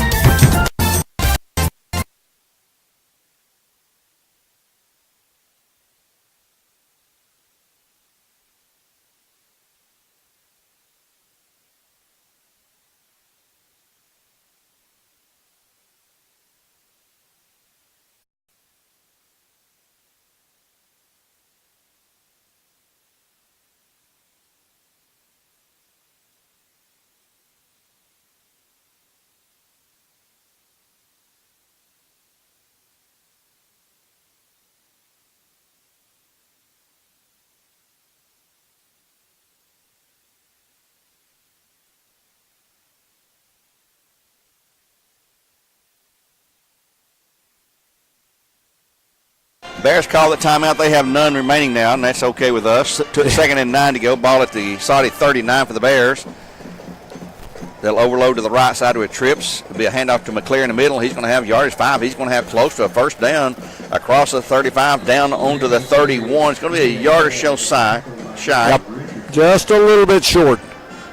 At the 31. 3rd down and 1 to go at the 31. Got to get to just inside the 30-yard line, looks like. Certainly the Bears are in 4-down territory. Here comes that big heavyweight lineup. Put the tight end there, 87. That's Carter Howard, young freshman. He'll play basketball as well for Coach Chuck Clark this year. He's a Lake Forest guy. Sandra comes to the sideline this time to get to play. It had the 40-second play clock. Play clock now is at 10. Now they're going to have to hustle it up. Clock's at 6, 5. Under center now. 3rd and 1. Handoff to McCleary. He will try to dance outside, and he will not make it. He will be losing yardage. McCleary's got to learn to run north-south and jitterbugging going east and west. Yep, particularly whenever he's got a defender, a tackler right there with him. Not fast enough to do that. And 4th down. He's not going to get anything. Nope. He lost, actually. It was 4th, and it's going to be 4th and still a good yard to go. Yep. They're going to go for it, of course. Parker Johnson's in the game, of course. We knew he'd be in there. And Trey Curry's going to be at the tailback position in this set. Johnson and McCleary. They may go to Curry here. He's going to be the last guy to touch the ball, although he may just push it. Here it goes, Stanford. He's easily got the first down. Inside the 30, down to the 26. 1st and 10 for the Bears, and Cleveland forward. They got a huge push. Yeah. Right straight up the middle. 5 yards right there on that play. And it's legal to push anymore. Used to, it was illegal to push the pile forward, but now they've changed the rule, and it's Decide, hey, it's football. Let them do that. So they do it. Pope coming in the quarterback. Tucker Pope making his first appearance at quarterback tonight, so Dillon Stanford will get the rest of the night off after a great night. Ethan Vaughn stays in there. Saylor Clark's still in there. But Tucker Pope's at quarterback, maybe the heir apparent to Dillon Stanford, who is a senior. Pope will hand off to McCleary, who will go in the middle. He's got room to the 25, on to about the 15, and still going, and pushed out at the 14, where it'll be a 1st and 10 for the Bears and Cleveland Ford. That time pushed out by number 3, Keyshawn Eubanks. And they're moving the sticks again. Along with number 14, Peyton Urin. So the Bears have another first down, and they're at the 15. They moved back 1 yard to the 15. Clock's at 5:22 and running. The Bears would like to get one more score here if they could. Tucker Pope. He is a sophomore this year. Another one of those Lake Forest kids. Had an excellent Lake Forest career down there. The snap will come to Pope. He will hand off this time to Parker Johnson into the middle. He's going to go to the house. Yes, touchdown Bears. 15 yards for the big guy, Parker Johnson. Not a big guy in stature, but boy, he is a super guy. Talked to him today at school. He said he's going to get him one tonight. And he just did. Yes, 15 yards to pay dirt. Nope, going to kick it. 41-8, Bears up by 33. This would make it 34. The Mercer was at 35. Yep. Mark Sherrick and a backup holder even. This is Ashton Boyd to hold. Here's the kick. It's up. And it's good. And there's a flag. A flag on the play. Flag thrown in the end zone. Let's see what this is about. The point was good. I'm sure it's going to stand. They'll enforce a penalty on the kickoff, I'm sure. Bears lead at 42-8. And let's see what the call is here. They're all talking it over. While they're talking it over, let's go ahead and take a break. Well, here comes the call now. It's going to be personal foul, Bradley Central. So that'll back them up 15 yards from the kickoff. We'll take a timeout here, a 30-second break after that Tennessee Valley Urology timeout with a score 42-8 at 5:15 to go in the game. Back in 1/2 minute. Cleveland, it's Richie Hughes from your Holiday Inn Express. Who do you know that is coming to Cleveland? This year will be full of friends, family, and business associates that will be visiting our wonderful hometown, and we're asking each of you for the opportunity to serve them with Cleveland's best hotel. Reunions, homecomings, graduations, weddings, and business meetings are just a few of the many events that we serve each year. Call me direct at the Holiday Inn Express, 790-1199, and answer this most. The Mark Sherrick extra point for the Bears. Yep, that's the guy who kicked it. As he's getting some experience tonight. That's 2 he's kicked. Clay Shoemaker had to come out once when he was out there because his uniform pants were above his knee. That's illegal in high school. So he had to come off the field. Mark Sherrick kicked it, and then he's kicked this last one. 15-yard mark-off coming up against the Bears for a personal foul. They'll back it up to the 25. And Bradley's just now finally figuring out, hey, that penalty was on us. And they'll back up and kick from the 25. So we need a good long boomer from Clay right here now. Well, Sherrick's going to kick off, I believe. No, that's Clay. Clay's back out there to kick off. He's the kickoff guy. And let's see what he's going to do. He's going to tee it up at the 30 or 25-yard line. No other games to report tonight besides the Cleveland game, and Maryville beat Cleveland 42-7 the final in that game. Tomorrow night we'll have a full schedule. We'll have Walker Valley in homecoming tomorrow night as they host Red Bank. That'll be on the Buzz tomorrow night. 101.3. 5:15 in the game. Here comes Shoemaker's kick. Another, nice kick. Even from the 25 going all the way to the 15 to the 20. 25, 30, 35. He runs into traffic, and he's held, and he gets away. Got away. Some guys, and now he's still struggling. And he's got about 3 or 4 Bears to bring him down to the 35-yard line. That returns by Landon Reese for the Trojans. Adams on the tackle. Brandon Adams had a good game tonight. He had 1 interception wiped off by a holding penalty, though. Devian Dunn had an interception earlier for the Bears. And we had another interception, I believe. We had 2 interceptions. Yeah, Brandon Adams and Davian Dunn. And Adams would have had 2, but had 1 wiped off. 5:05 in the game now. Clock will start on the snap of the ball on the first down play for the Trojans, who trail it 42-8. Easy win tonight for the Bears. And we've got all kind of subs in there. Eli Colefeld's at quarterback. The new running back is Landon Lewis. Both teams have second teamers in there, offensively and defensively. We got a JV game going on right now. The snap to Cofelt, handoff to Lewis, and he will have some yardage out across the 35 to the 30, near 40-yard line. Going to be a second down after a gain by Lewis, number 23, of about 5 yards to the 40. Just shy of the 40, we'll call it. Second down and 5 to go, though, with 4:47 to go in the game. Justin Barnes and Damon Floyd, old friends from their days at UTC, good friends. Damon's talking about him earlier this week. Their relationship is a very good relationship to be competitive head coaches.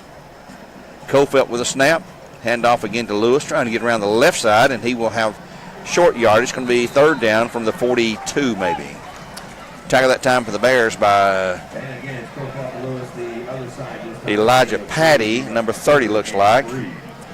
It's all subs on the field for the Bears, everywhere. Carpenter teaming up with Brent in on that tackle as well. Carpenter, the younger brother of Tyler Carpenter. And with third down and 3 to go, clock rolls under 4 minutes. Long look to the sidelines. Bradley still defensively switching players out. Still no play signal in, and Cofelt is having some trouble, I think, figuring out what he's when he called here. Lewis goes to his right hip now. Trips to the right side. This is a passing situation, we'd think. But handoff to Lewis inside. He will be right. He'll have the first. Extra effort gets him to the first down to the 45. I believe he has it. And, yep, first and 10 for the Trojans. They'll move the sticks. Keep the drive alive. First and 10 for the 45. I think everybody's stressed with Bears getting in the game. They keep sending defensive subs in. Bradley trying to get some guys off. They do. We got guys with brand new uniforms out there, looks like. Handoff to Lewis into the middle. Going to be tackled by number 36. That will be Tucker Thompson for the Bears, the first guy to hit him. A gain of a couple. Second down and about 8 to go, looks like. Also in on that play with number 56, Braden Owens for the Bears. First hit, though, by Tucker Thompson. Second down, 8 to go for the Trojans. 2:54 remaining in the game. Clock running. Bears easily going to win this game tonight, up 42-8. Cleveland dropped their game at Maryville, 42-7. And we'll look. Let me just see your book here a minute. Next week, Bradley will be on the road to Heritage. Cleveland will be playing at Ooltewah. Well, Cleveland's off next week. Yeah. Cleveland's off next week. Then they'll go to Ooltewah. Lewis on the end around, not going anywhere as he is ran down by number 36 again, Tucker Thompson. It's going to be. So Cleveland's next game will be the Owls. 2 weeks from now. Yeah, yep. 2 weeks from tomorrow night. They're off tomorrow. They're off Friday night next week. Played to Thursday like we did here tonight. Walker Valley tomorrow night will be homecoming. They'll take on Red Bank, and then they'll go to Knox Catholic. Hello, next week. That could be ugly. On third down and 8, Cofelt looking into the sidelines. Clock's at 2 minutes in the game. We will have Coach Floyd up for a quick post-game interview and try to get you away to the Braves game. It's not going to be pretty, folks. They're down 4-0 the last score we had in the second half or second inning. And the quarterback keeps it this time, Cofelt, and he pays the price for it. It's going to be fourth down after a gain from the 46 to the Bear 49, a gain of 5. Still going to be fourth down, though, and about 4 to go. 4th and 4 coming up for them. Appreciate everyone that's helped us out here tonight. We've had a lot of folks involved in our broadcast. And we appreciate every one of those. We'll try to get you a Braves update here when we can.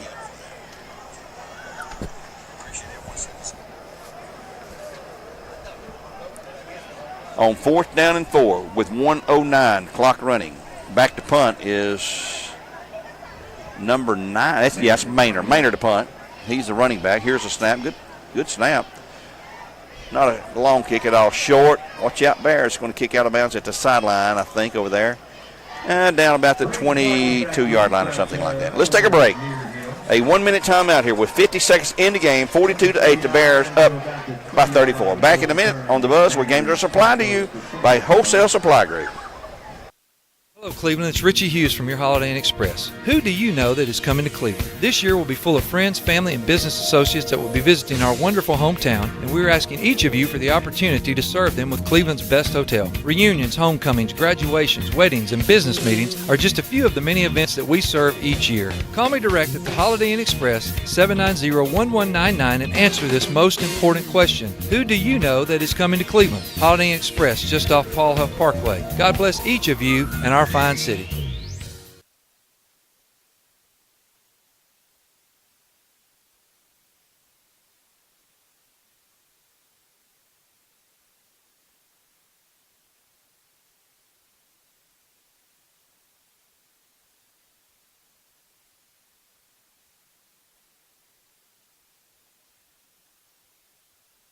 .42 seconds remaining. The Bears on 1st and 10. Stanford back in there just takes a kneel down play. They're in victory formation.